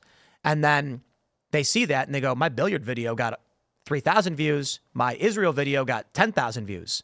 Switch up. So they say, I'm going to post another one. Then the X revenue comes in. Now they got $300, and they're like, whoa. There it is. I remember when, who is it? It's a feedback loop. It is. There was that one dude who claimed that GTA was run by the Jews. Do you remember that? The Grand Theft Auto video game. Yeah, I can't remember what's the guy's name. I don't know. People in the chat will probably know. But he tweeted something like, Grand Theft Auto is going woke because it's run by Jews. And I'm like, okay. And he got a bunch of retweets on it. I don't even remember the game going woke. It seemed very anti-woke. Because they put a woman as a protagonist of the new game. You could still. But I thought that was genius because we never got that, and now you get to play the whole Bonnie and Clyde situation, and I think that's still really go dope. buy a hooker killer and take the money back. But here's the GTA. here's the genius. GTA, yeah. Here's the genius behind adding a woman. It's not about wokeness. It's about the fact that what do you have entering the gaming community in big numbers right now? Not women. Female gamers. That's not true. No. That's not true. What? At all. It's fake. No. What they did, so this has been a controversy Okay. for 15 years. Yeah. Women entered the gaming space with Candy Crush. Phone games. Phone games. Right. Candy Crush principally. Yeah. Not AAA games like first-person shooters and GTA. Women still do not play those games. So imagine if they said, did you know that the fastest-growing demographic in podcasting was young Gen Z women? Timcast IRL better start doing makeup tutorials. No. Right. Timcast and podcasting in news and culture is still 80% male. Yes. The spaces that have attracted females have been principally sex podcasts. I'm not being crude. Call her daddy. Call her daddy. Yeah. And so if someone came out and said, women is the fastest growing demographic, quick, turn your news and culture podcast for pro women, you're going to lose everything. Yeah. Women play Candy Crush. They don't play GTA. Yep. I don't know, Tim. It's a fact. I'm not making that up. All right, so I'm basing this off of anecdotal evidence, which is why it's different. And I'm not saying it's the fastest growing demographic. I won't say that. What I am saying is I've never seen so many women in my sphere pick up COD, Fortnite, Apex Legends, and Grand Theft Auto. There. I know the numbers aren't there, but women have a huge influence because they have boobs. Certainly. And they are going to draw in a large crowd. Because you see what do the Kick guys do? What do the Twitch guys do? 80-20. They always, it is 80-20. But they always bring on the OnlyFans girls to pump up their numbers. And the women who are playing these games are likely doing it because they're doing streaming content. Yeah. And they get eyeballs. Correct. But they don't. At the ground level, they're not going to buy the games. And if you they're not going to buy the games. And that's so you cater to this demographic, you will lose money. No, I don't think they're catering to the demographic. They absolutely are. You think GTA is? like- Not just GTA, but tons of games have tried implementing this feminist worldview, and it has bombed their games miserably. Like what? Like what game? So first, we're talking about an overlap. Because Heavenly Sword was fire. I didn't play that one. That was great. Right now, you've got two big controversies. Dragon Age crashed miserably. A AAA game flopped. Really? And it is believed the main reason may be, I think it is personally, that they introduced feminist politics, woke politics into the game, gender ideology. That's disgusting. And a video went viral that was it was like a 3-minute cutscene where you had to listen to someone explain why you can't misgender people. And then next thing we know, Dragon Age, which was it's a massive franchise, bombs. Wow. At the same time, Marvel Rivals is super popular, probably the biggest game right now, and what do the women look like in that game? They got big booties and big titties. The men are ridiculously jacked, oversized, and the woke are complaining you can't gender swap the characters. And the game's like, shut up. The women, they just rolled out Sue Storm and she may as well be not wearing any clothes. Yeah. They basically put a naked woman and painted her white and blue. And get this, I don't know why they did this, but Reed Richards has gaps in his junk in his suit, his unitard, with his pubes sticking out. I don't know what that's all about. Okay. But the new GTA chick, they twerking on top of the car. Like, that's what I want to see. That I want to see. But the thing, You want to play that? You want to be that character? Is that who you want to be? No. The male power fantasy in GTA is to run around, pull a guy out of his car, steal it, and drive it off a bridge or whatever. And it's the same thing. Yeah. It's the same Yeah. type of feminist But what messaging about- that's failed in Hollywood, where they they want to put more women in movies, but the movies that have to make it at the big budget box office stuff have to be spy thrillers. They have to be I don't want to see. I don't want to see no woman doing man stuff. Well, then that's the thing, though. See, the problem is that what they don't understand is they think that by putting the female characters in the male role, that they're going to bring in the female audience, not understanding that the women will come for it anyways because they want to see the male in that role too. That's true. Yes. They're doing this right now. Okay, so they just released the information that Jeff Bezos, after finding out that Barbara Broccoli, after they bought MGM, was like, they came to Barbara Broccoli, who's the one who shepherded James Bond through Eon Productions. They said, here's what we want to do. We want to do a Moneypenny series. We want to do a female James Bond. And she's like, these people are idiots. And Jeff Bezos is like, I don't care how much money you have to pay her so we can get rid of her. They gave her $1 billion. They gave her $1 billion because she understands that whatever you want to say about past casting, men want to be him, women want to be with him. And for the last 15 years, they have fought that tooth and nail, trying to put women in the roles that men want when they don't understand that women want to see the men there too. Hold on, real quick. What was the last James Bond? where he had a black female. No Time to Die. No Time to Die, because they're trying to set her up to be either as a spin-off movie or a principal character. They keep trying to do this thing where they're like, women want to be action stars. No, they do not. And the proof is in the pudding. Look at Marvel's. So Captain Marvel made what, like $1 billion, the first one? Not because it's a strong woman. Because it was right before Endgame. It was right before Endgame, and they said this was going to tie directly into it, and people thought Marvel movies are good. I'll see this one. And guess what happened in The Marvels, the sequel? It was a massive flop. Made $43 million its opening weekend. It ended up making like less than $400 million. It did not recover its budget as far as I know. Well under its budget. And it's ridiculed. The crazy thing is, they said the Marvel team was pumping out PR that Brie Larson would replace Robert Downey Jr. as the principal character bringing the MCU together. So, as we know, for those that watch the Marvel movies, Iron Man really kicked it off. The Hulk movie, people didn't really care for. Except for then Iron you have to Man, watch definitely. Captain America, Brave New World, and it ends up being a freaking Hulk so sequel. when Iron Man, the first movie comes out, Robert Downey Jr. steals the show and makes ridiculous amounts of money. And so all of a sudden, they start creating these movies, and Iron Man is a central piece of the set. They said, okay, after Endgame, right? Who do we have after Iron Man? Captain Marvel will take over. So they tried to jam Brie Larson, an unlikable human, I mean this with no disrespect, but she is very unlikable, into this action star role that was despised. And they tried. Backlash was immense. Revenue collapsed. Kevin Feige reportedly last August started firing all of the woke producers. I'm sure you know more about this than I do. And now Brie Larson's nowhere to be found. Damn. She appears passively sometimes in some of these films. She'll make a brief appearance. She was supposed to be Iron Man. But people did not want to see women doing man stuff. Well, here's my thing. We ain't like Laura Croft. I think there's Rare something. and earlier. Well, hold on. Why did we like Laura Croft? She had big triangle boobs. This is what I'm saying. So They're not allowed as long to. as the girl in GTA got a big booty, because a lot of black men play GTA. If she got a big booty and she's got some casabas, it's gonna be a go. It's gonna be a go. Now You are not wrong. Now if she comes out and she's a stud, we might have a problem. If she's not hot, if she don't got a nice That's its walk, own issue in video games. so is the way they draw the female characters now. Well, Yes. I go back to the old World of Warcraft days, and there was a viral meme because everybody knew that you're playing World of Warcraft, there are female characters running around. That's a guy. Okay, there's no women playing World of Warcraft. There were some, but it was 80-20. And you'd be on, we use TeamSpeak. What was the other, you guys play? We use TeamSpeak. So we're doing a raid on Encourage. We got 40 people. And out of 40, 17 are female characters. But we're in team chat and it's all guys.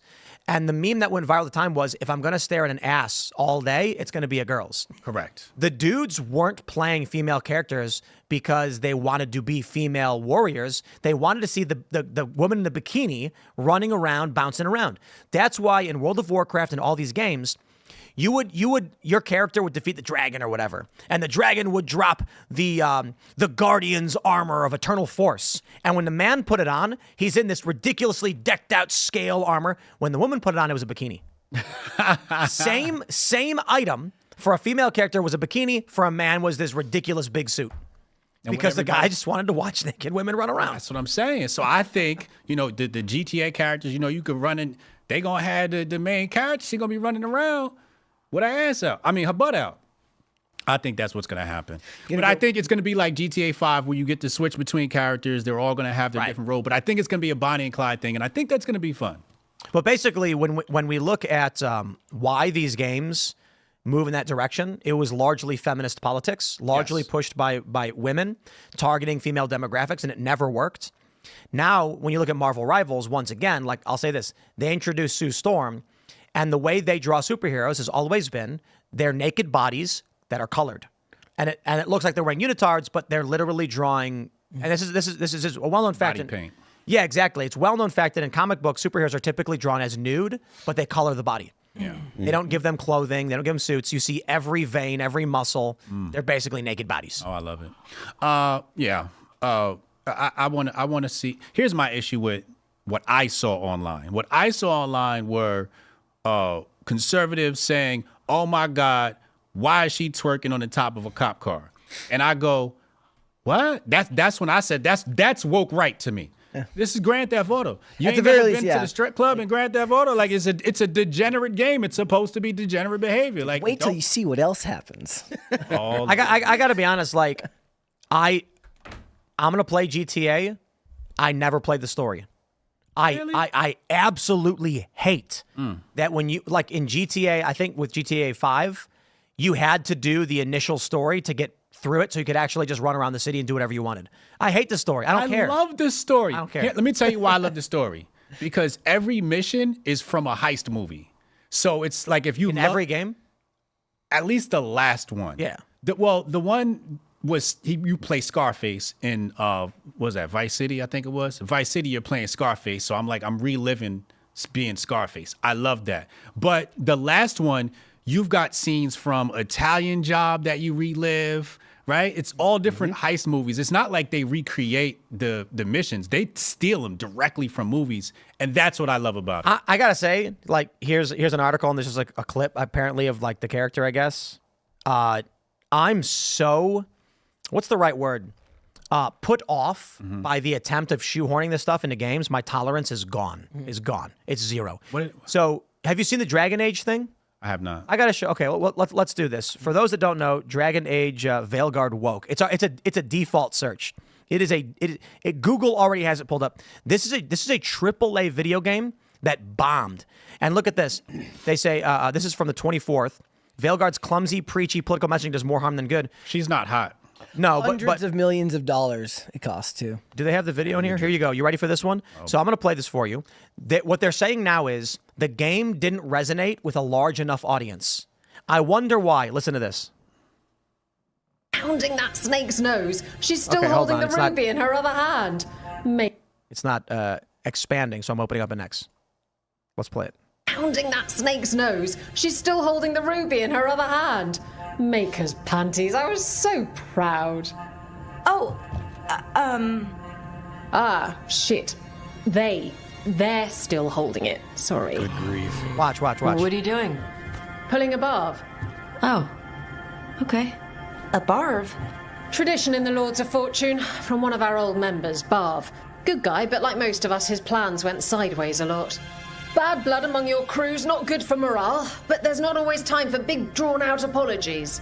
So when one of us screws up and we know we've screwed up, we do a quick 10 to put it right. Pulling a barv. Pretty sure a 3-minute explanation and 10 push-ups with an explanation of with pulling a barv as a name of it is a long drawn-out apology. But this is two minutes long. Look at Here we this. go. You are forced to interact with this. Here you go. That's very open-minded. I'm glad the Lords of Fortune have Tarsh's back. Oh, Tarsh isn't the first non-binary member of the Lords. Oh my God! No It was a wonder little why before this your was time, a but flop. Horlicks was one of ours. Brother. Bastard looked better than I did in a dress or pants. What? And out of them, too. I ain't letting my kids play this. Look at. Here you go. Any reason you can't just apologize? Sometimes people say, oops, sorry, and hope that fixes it. But they just want to get the whole thing over with. Trust me, I know. But pulling a barv, you sweat a little. Makes you you ever think do this about for it a cringe little today? more. Shows the other person you mean it. What if they mean it when they say they're sorry, though? And that's the other reason. Oh, we don't need Some to hear the rest of this. Clearly, the developers were intending to make pulling a barv a thing among people. This game bombed. Look, I love Dragon Age. It's a great game. I did not play this one. I will never touch that controller. I will never. It's a free game now.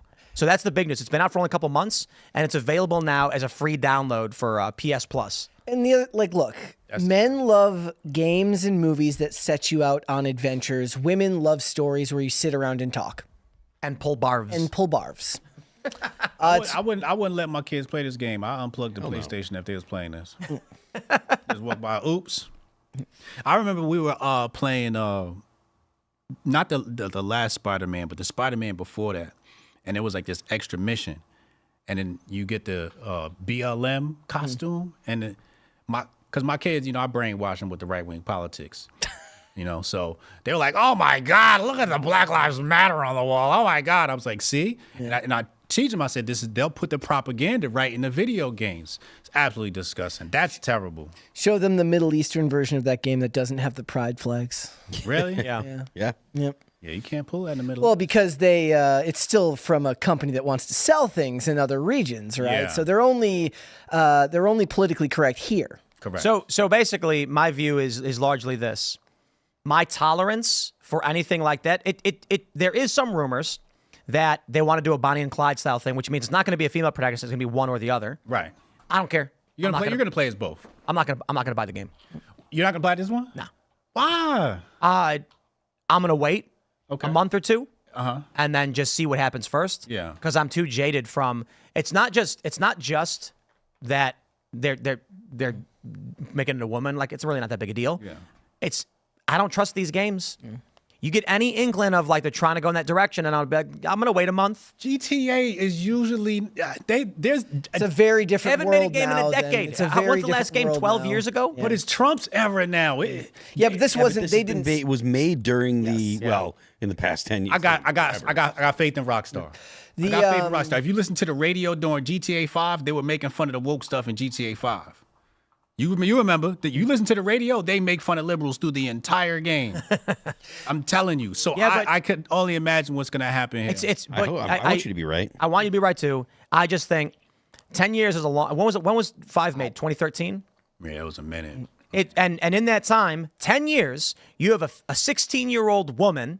10 years later, she's 26 and she's working at these companies, and these companies are gonna be different, like Bud Light. Yeah. My only issue is, she just not that pretty, man. They could have got AOC to, give her That's the AOC sign. face. That's, look at that's the sign. Yeah. Okay, I'm gonna pull this up for you guys. Yeah, that's a bad sign. Her face is sign. a bad sign. It's a little too thick. Her face it's too bulgy. The geometry is off on her face. Let me see if I can find the Sue Storm. I think this is it right here. She looks like she had too many burritos. She's a gordita. So this is what they did for Marvel Rivals. And the women there are drawn like they're naked. I'm not right. And so the issue is, whenever they start making frumpy women in these games, it's like I don't trust. If Rockstar was being Rockstar, she would be a little bit more over the top. Her arms are big. Her arms are big, man. She's been at Cluckenbell too many times. And your attitude is actually really, really like common now. For me, it's the same way. Like if I start a new show, I tell you all the time, I'm like, look, I don't have any faith in new media that comes out. So if there's like a new show that comes out, it takes about 4 episodes of me where they have to get it right 100% of the time. And if anything sticks out to me as particularly noticeable with like over the top political messaging, I just turn it off immediately because it's not worth it. Listen, I'm black. Y'all don't know how bad it is to be black because I can't watch a black show and not run into this stuff. You know what I'm saying? I'm sitting around watching Power. Power is one of my favorite shows. Power is the first season of Power is one of my favorite television seasons ever. You cannot go through a season and not get something that's woke. And I'm like, damn, they even got my boy 50. The new. I didn't watch anything past the original. Everything black got something in there that's woke. The introduction to Ghost in that show is one of the greatest introductions to a character ever. Yeah. What show are you guys talking about? Power. With Omari Hardwick and I guess 50 that Cent. TV later. show? TV show. TV show. It's on 50 Stars. Cent produced it. Was it Courtney? What is it about? It's about a drug kingpin who runs a nightclub. And it's really, really freaking good. At least that first 3 or 4 seasons were really, really freaking good. Gangster. Joseph Sikora plays one of the greatest villains you'll ever see, and he's what's funny about it is, so Ghost is like this guy. He's a drug kingpin. He runs a nightclub, but really he's a dude who's kind of torn between worlds. He wants to go legit, and the whole show is about him kind of dreaming about going legit, not being able to do so. But The underworld keeps exactly. pulling back. But his best friend wants none of it and actually laughs at him at the idea of ever going legit. And they made the white dude the absolute unrepentant street dude. Yeah, it's crazy. Tommy's pretty. Yeah, scary. Tommy's amazing. Yeah. But that's everyone should at least watch the first 3 or 4 seasons of that show. It was But really good. you're lucky you're white, man. This white privilege is being able to watch something without wokeness. That's where we are I mean, right now. I'm not a telling whole you. lot, but Well, so you're saying Power? It didn't have. Listen, It is or is not woke. they have some wokeness. It's not woke, but they slide It's all like that. Later Like, seasons. I just saw that movie Companion. Have you guys heard of the movie Companion? Heard of it, have not seen it. So I just watched it. The trailer's miserably awful. So it's like I'm on Amazon and I saw that, and the trailer in like the movie's thumbnail, I guess you'd call it. It looks like a guy whispering to a robot woman and his companion. So my assumption was it must be about a guy who has like a fake robot wife or whatever. Then you watch the trailer and the trailer just looks like some weird chick flick drama, and I'm like, I ain't watching that. And then today I was like, well, you know, we watched everything else. We put it on. It is in fact about a guy who has a robot wife, and for some reason it's a guy and his robot wife and a gay couple. And I'm like, okay, listen. It's fine when sometimes there's gay characters in a movie. The problem is every single studio says, hey, we should put a gay couple. We should have two guys hooking up in this film. And it's like, guys, when you all do it, it's weird that it's 100% of films doing it. So that's the woke stuff, right? Yeah. For whatever reason, they decided they're going to put all of this gay stuff in all these films. And it just every movie now. Yeah. You know, so now I got to watch white stuff like Tulsa King. Tulsa a good King's show. good too. It's amazing. I would check out Paradise with Sterling K. Brown. Paradise is that's my joint. What is that about? It's well, the world comes to an end, and they have to build a world underground, and they select 25,000 people to go live underground. Really? And the president. Remember how Truman Show had that fake world? It's kind of like Wayward Pines meets the Truman Show. Right. Sterling K. Brown is probably one of the best actors working today, but even in that, there's a little bit of like a little bit. So the white characters are all kind of like vile, and they have layers. But Sterling K. Brown isn't really allowed to do that. He has to kind of be perfect all the time because they don't want to risk any of the black characters seeming like they could be bad guys. So they're all what the term in culture is soulful saints, meaning they can't have any flaws whatsoever. And it does him a disservice because he doesn't get to stretch his legs as an actor, while all the other characters get to be like his best friend. They think he's a bad guy. He is a bad guy. You're but then, even suspecting him while yeah, you're like watching it. they the end of the episode, they're like, you can't trust Billy, and he's just got the meanest face you've ever seen in your entire life. Ends up he's flawed, but he's still he's still friends with him. He gets layers, but the other characters don't, because the writers are terrified to write characters that are not white in anything other than perfect. That's what I'm saying. They should hire me. I could just tell them. white I can't write it, but I'll be like, hey, fix this. White privilege, man. What I don't understand in all of these things is why they haven't figured it out yet, but we all have. It's like, hey, I got an idea. Remember Iron Man 1? You made $1 billion off it and launched this big multi-billion-dollar franchise we all loved. Now look at what you're making with Captain America Brave New World. Can you now see the difference? Even if they figured it out like a year ago, they've still got all this stuff that's been in production for multiple years. It's going to take years. Times for it to actually filter out into society.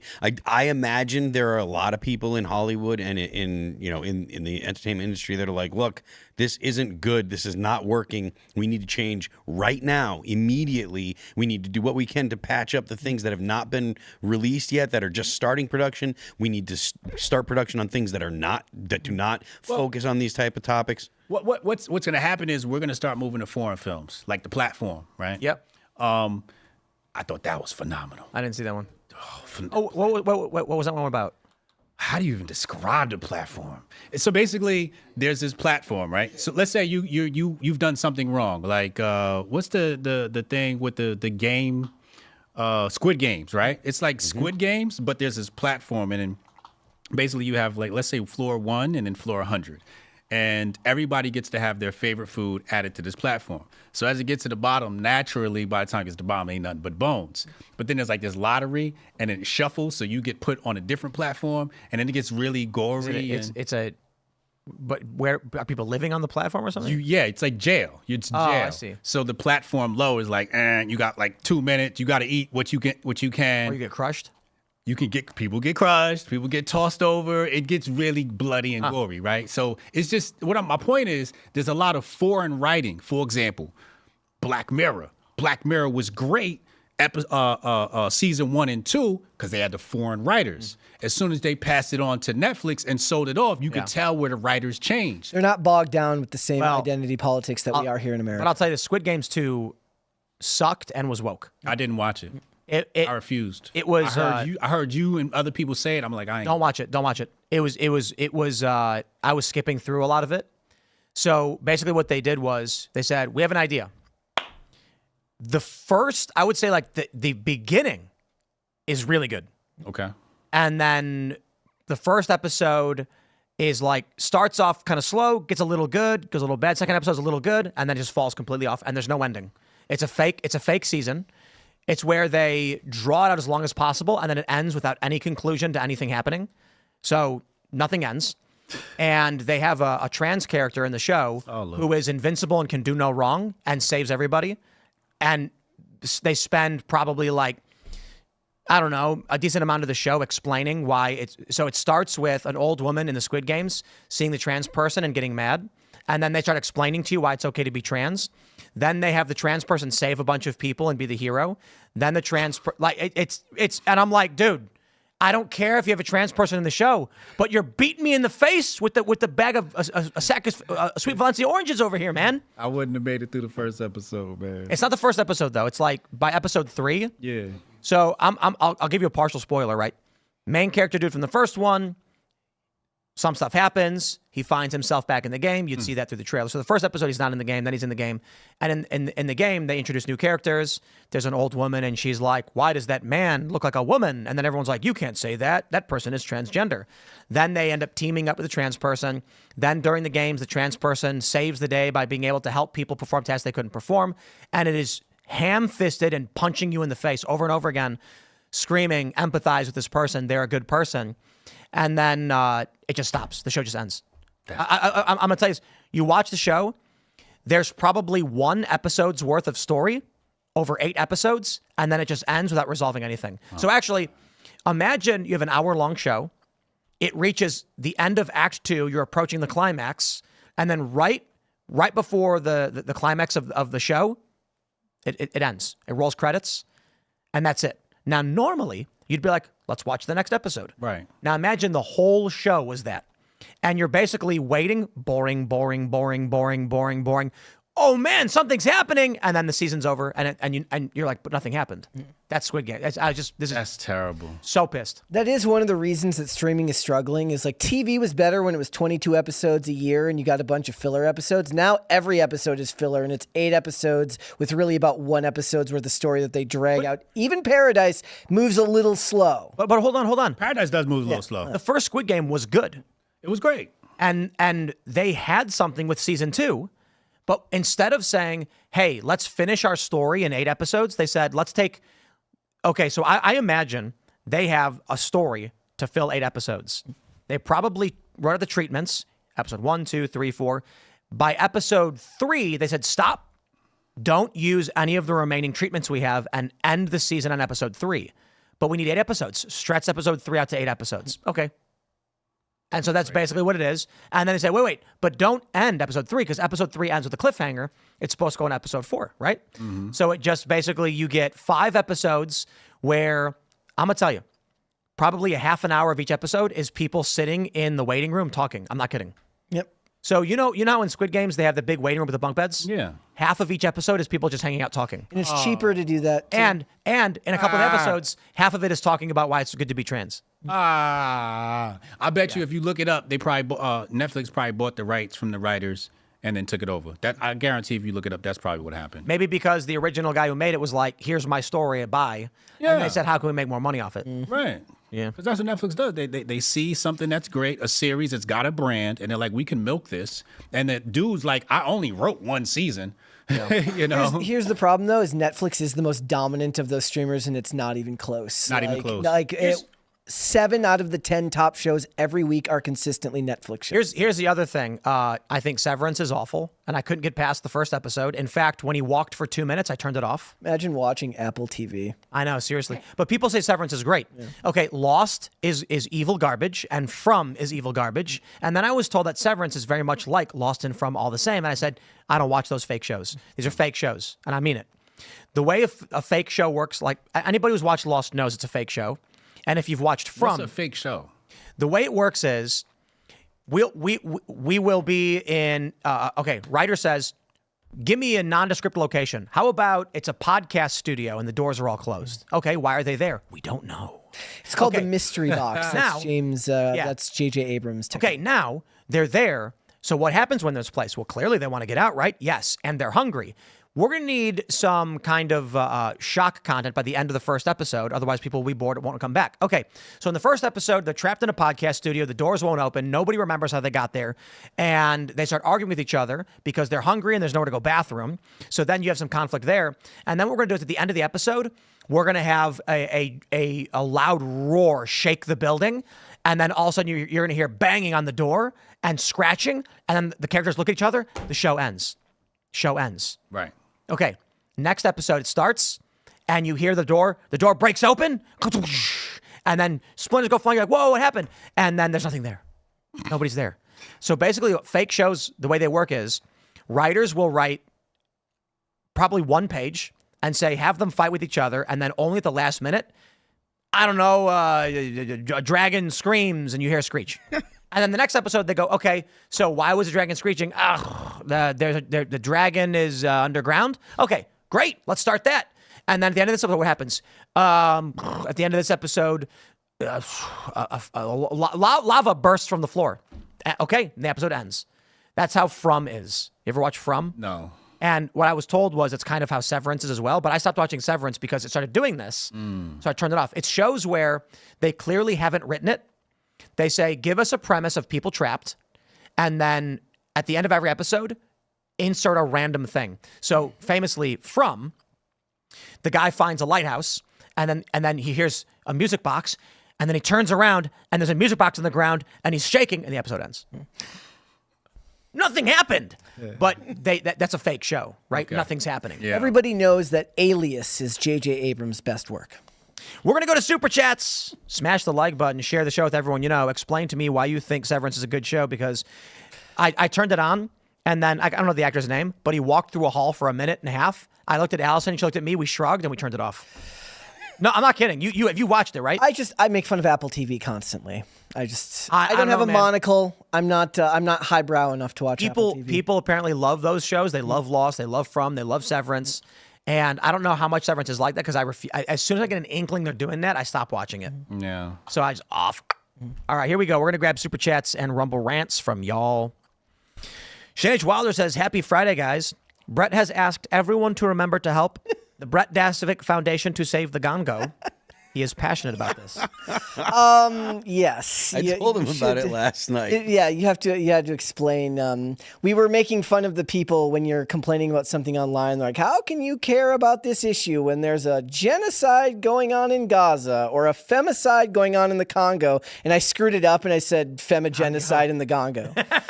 Femigenocide. So I think I said genocide in the Congo, but we'll just say it's a femigenocide. It's my favorite meme in a long time. Yeah, it's very good. We can save them, guys. Nixon says, Tim, bring back the best docuseries ever made, KOTR. Where there's a will, there's a way, good sir. Are you saying King of the Road?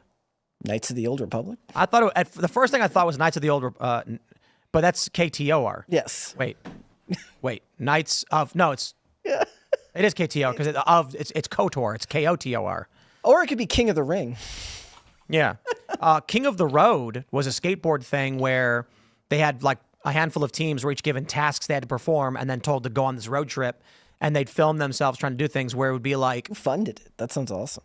I think these people didn't get paid a lot of money. Oh. Yeah, but it would be like you have a to-do list on your trip, and it's That's not road rules? No, King of the Road was like skateboarders being told, you got to tray flip a 10 stair, you've got to kick flip front board. Okay. There was a skate contest during COVID where everybody basically got tasks that they had to go and film and then make edits. Yeah, I remember road rules. Yep. Oh, that was great, man. Real World and Road Rules. That was the beginning of reality TV. Absolutely. Kenneth Hart says, Tim, didn't mean to put you on the spot. PCC is sort of becoming its own subculture. Went looking for a podcast while you're on Christmas break. Figured the audio wouldn't suck. Now I listen daily. You should listen to Pop Culture Crisis. Monday through Friday, guys, at 3 p.m. Eastern. What are you doing? You're at work. You're probably bored. Put one headphone in and watch. Come on. PopCultureCrisis.com. Yes.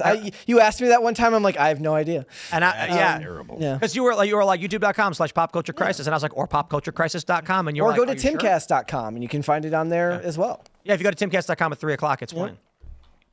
What do we have here? Polypure says, Tim is right about Obama. Obama was as tough on illegals as Trump. Obama didn't have the big mess that old Joe had. Deporter-in-chief. He wasn't as tough, but he was the deporter-in-chief, people called him. Yeah, and then Joe came in and was like, open the door. Surge the border. Jason Dixon says, Tim, great guest idea. Sinoski with Quiet Part Out Loud podcast. From your Discord, he started from here, from your community. Join timcast.com. Yep. Indeed. And we are actually trying to find a way when we will have him booked in the schedule. That's awesome. So we had Roman Nation on. Congratulations. Yep. For those that don't know, timcast.com, you click join us. Then there's the Discord server. You sign up. You're in this community, 20,000 plus individuals all hanging out.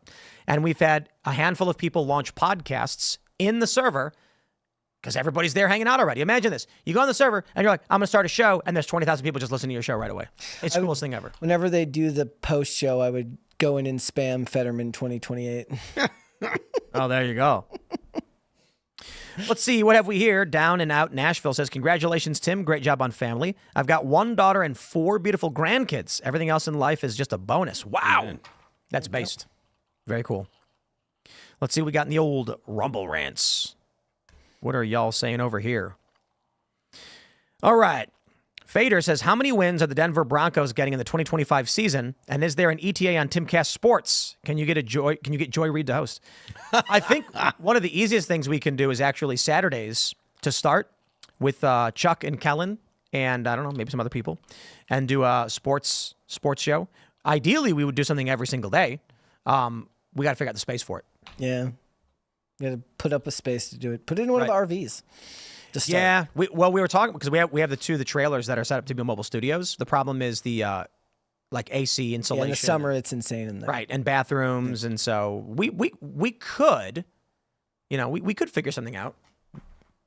All right, Evan for US says, did y'all see Cash talk about the U.S. Army soldiers stealing U.S. intelligence and how they'll face justice? I did.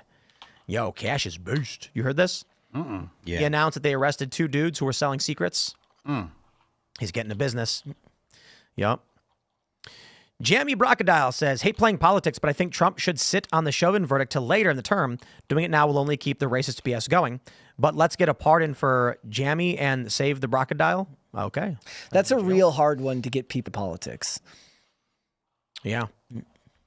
All right. Let's see what else we have here. We'll pull up one of these super chats. Oh, what is this? Gandalf the Bay says, Gavin ends his term, endorses Kamala for governor. Gavin leads a new podcast, grows new ideas, runs in 2028. He is gunning for the head of the party. Indeed, he is. Yeah. Yep. Yeah. Hotel Llama says, should we email YouTube list of channels doing illegal ads now so they don't get caught before it's too late? There are so many channels that are doing ads that are illegal or in violation of YouTube's rules. I'm not going to get into it, but I tell you this every day. I have ad sales people will be like, we've got this sponsor wants to buy that spot. And then I say, awesome. Let me check the policies and procedures of YouTube and our other distribution platforms. And then I come back and say, that ad is an instant strike on YouTube. You can't sell that product on YouTube. And they go, but everyone else does. Yeah. So the funny thing is, like, even knives. We had a company, super cool. It's a kitchen knife set. Yeah, you ain't doing that. YouTube's rules around knives are something to the effect of, like, it's fine to advocate to do ad reads for kitchen utensils so long as they're not weapons. Good luck. YouTube's going to be like, we got you. Yeah. And they'll make some argument. They'll make it up.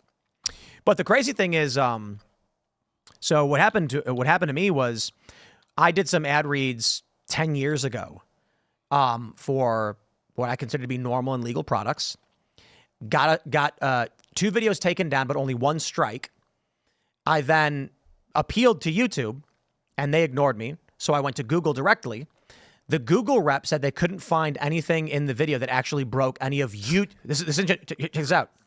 The Google rep says nothing in your video violates the YouTube guidelines. And I said, can you tell me why I got a strike? And they said, we're not entirely sure.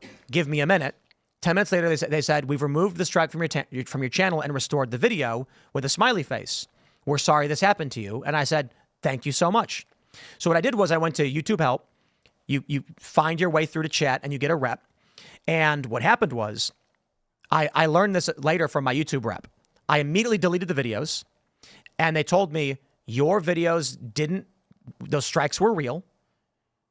They should have stayed on your channel. or that strike was real, should have stayed on your channel. The videos should have remained suspended. The reason why the rep didn't know what was going on is because they thought this is a YouTube strike violating YouTube's rules. And what they didn't realize is that YouTube strike can be applied based on AdWords rules. So Google AdWords has rules for ad reads for advertisers that apply to YouTube creators as well, but it's not listed on the YouTube rules. To which I responded, you mean to tell me that even though I looked at all the rules and double checked to make sure everything I'm saying is totally fine, I can still get a strike because I didn't know there were extra rules based on ad reads? And they said yes. Yep. So since then, I have been like, well, okay, now that I know that, YouTube has advertising rules that apply to a YouTube, to a podcast, whatever. You're on YouTube. YouTube ad rules are like no guns. You cannot advertise guns. You cannot advertise inhalants of any kind, those things. So that means no shouting out these brands, no shouting them out or anything like that. Those aren't listed in YouTube's rules. YouTube does have rules like you can't have guns on camera. YouTube's rules are no live streaming of guns ever.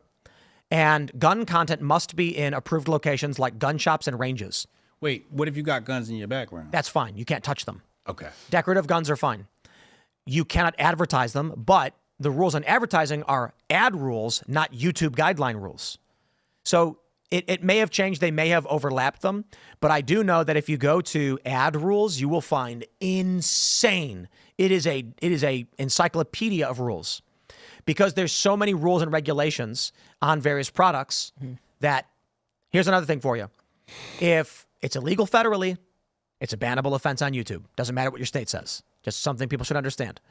So when the feds say you cannot sell pharmaceutical drugs and you got a bunch of these independent anti-establishment guys doing ads for pharmaceutical drugs, and they're going to get banned. Yep. And you can just Google it. I'm not gonna.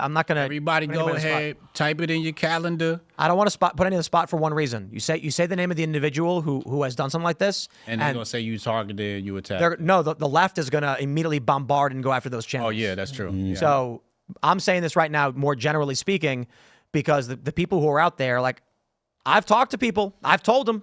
March 7th, Timcast called it. Mark your calendars, listeners. Maybe I'm wrong. Maybe it gets overlooked completely. Remember this? But again, I'm going to say this. When Dr. Malone was leaving, and I hope he doesn't mind, I mentioned something we said, as we were leaving, but I explained to him, like, there's a lot of channels that are doing ad reads for prescription drugs.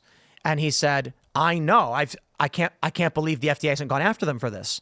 And I was like, I don't think Trump's FDA will. I think YouTube will, under the guise of the FDA says that you're not allowed to do this. Yeah. So, and the thing is, they could let it accumulate so that you'll get the strike, and then a week later they'll hit another video, and then now you got 3 strikes. Exactly. Now you're gone. Or, to elaborate on what you're saying, you'll get 1 strike and be suspended for a week. You'll come back for a week or 2. You'll get a second strike and be gone for 2 weeks. Then they'll wait for 1 strike to go away within 3 months and then keep hitting you, reducing your content output by, let's just say it's 8%. But that's the math game they're playing. Mm-hmm. People who are pro-Trump and anti-establishment, we need to suppress them by 7% and boost liberals by 7% so that everybody flows in one direction. And then they avoid the ban problem. You ban someone, you create a massive PR campaign, lawsuits, conflict, legal challenges. Suppress them, and you effectively do the same thing. So instead of banning one big person like Alex Jones, they would have been better off lightly suppressing 10 channels by 10% instead of 1 channel by 100%. They learned that lesson. It's coming. It's coming. Deep. Yep. All right. But maybe I'm wrong. Maybe it gets ignored. I don't think I'm wrong, though. Trud Jones says PCC will hit 800 episodes soon. Everyone should tune in because Brett and Mary will be holding a telethon for the Gongo people being femigenocided. Okay, now they're scheduling my shows for me. I said none of this, but we do have episode 800 coming up. We just finished 792 today. Jeez. Yeah. That's crazy. Yep. It might be a marathon for the Gongo people. Could be. Could be. Telethon. Sterling Wilson says, Gongolese. YouTube can nuke conservatives, but wouldn't that force people to use Rumble? YouTube alphabet stock crashes and Rumble skyrockets to the moon. Wahaha. No, that's wrong. Now, I will say, if Rumble stock will go up if more people start using it for these reasons. So if there's a prominent personality and they got 2.5 million subs and they get banned on YouTube, they're absolutely going to be on Rumble, and that's really, really good for Rumble, but it's still an attempt to cut off an audience. I will stress this to all of you. We are live on Rumble and on YouTube, and I guarantee you 80% of the people who watch the show had no idea. Even though we say every day, subscribe to Rumble Premium. So there are probably people who don't understand why the Uncensored show isn't on Timcast.com anymore. I am not disparaging people. I'm saying most people don't get the memo because they watch the show for the content, not for the advertisements or the plugs. So they'll skip ahead when the show starts, ignore the plugs, listen to us talk, say, I love this show, and then end when we get super chats and say, that's fine. They read super chats, I'm out. And then they don't realize we're on other platforms. If YouTube nukes this show, they're going to say, what happened? It's gone. Yeah. And then they're going to be scrolling through YouTube. It won't pop up, and they'll click something else. Yeah. That's the way it works. All right, everybody, if you haven't already, would you kindly smash that like button, share the show with everyone you know. Join us at Rumble Premium. Go to timcastpremium.com. It'll redirect you right to Rumble to use promo code TIM10. Sign up. Rumble has to win. Because for everything I've described, we need to be building these platforms now. And Rumble is a premier video podcasting platform. If you're launching a video podcast, good luck on YouTube. You're not going to get monetized. You're likely going to get banned. That's the reality. Good luck on Spotify. Spotify is not bad, but their reach is very, very low. Start on Rumble, and you're going to start off with substantially higher viewership than anybody else. I'll put it this way. We've been on Spotify for years. We get like 30,000 views per Spotify video. On Rumble, we get 300, and we just started. Damn. So it's 10x, massive, and Rumble is growing. So the opportunity now is to go with the platforms where the train is leaving the station. You're trying to play catch up on YouTube. Good luck. You're trying to play catch up on Spotify. Good luck. But Rumble is sitting there waiting for you to board. So you can follow me on X and Instagram at Timcast Hotep Jesus. Do you want to shout anything out? Yeah, Grifties, March 29th. Grifties.com, March 29th. Tips Comedy Club, March 29th. We got Shane Cashman. We got Milo and Alex Stein under the same roof. Oh, Lord. Shout out to Sonny Johnson, the whole crew. We are going this year, again, 5th annual Grifties. We're going to crown the Grifter of the Year live at Tips Comedy Club, March 29th. Get your tickets. Guys, if you want to follow me, I'm on Instagram and on Twix at Brett Dasovic on both of those platforms, but you should check out Pop Culture Crisis. We are live here 5 days a week, Monday through Friday at 3 p.m. Eastern. That's noon. If you're in Pacific time zone, come check it out, guys. I am Phil That Remains on Twix. I'm Phil That Remains Official on Instagram. The band is All That Remains. You can check out our new record. It's called Anti-Fragile. It's available on YouTube, Apple Music, Amazon Music, Pandora, Deezer. I think I got them all. Don't forget the Left Names for Crime. We'll see you all throughout the weekend with clips on Timcast IRL, and then we're back Monday. Thanks for hanging out.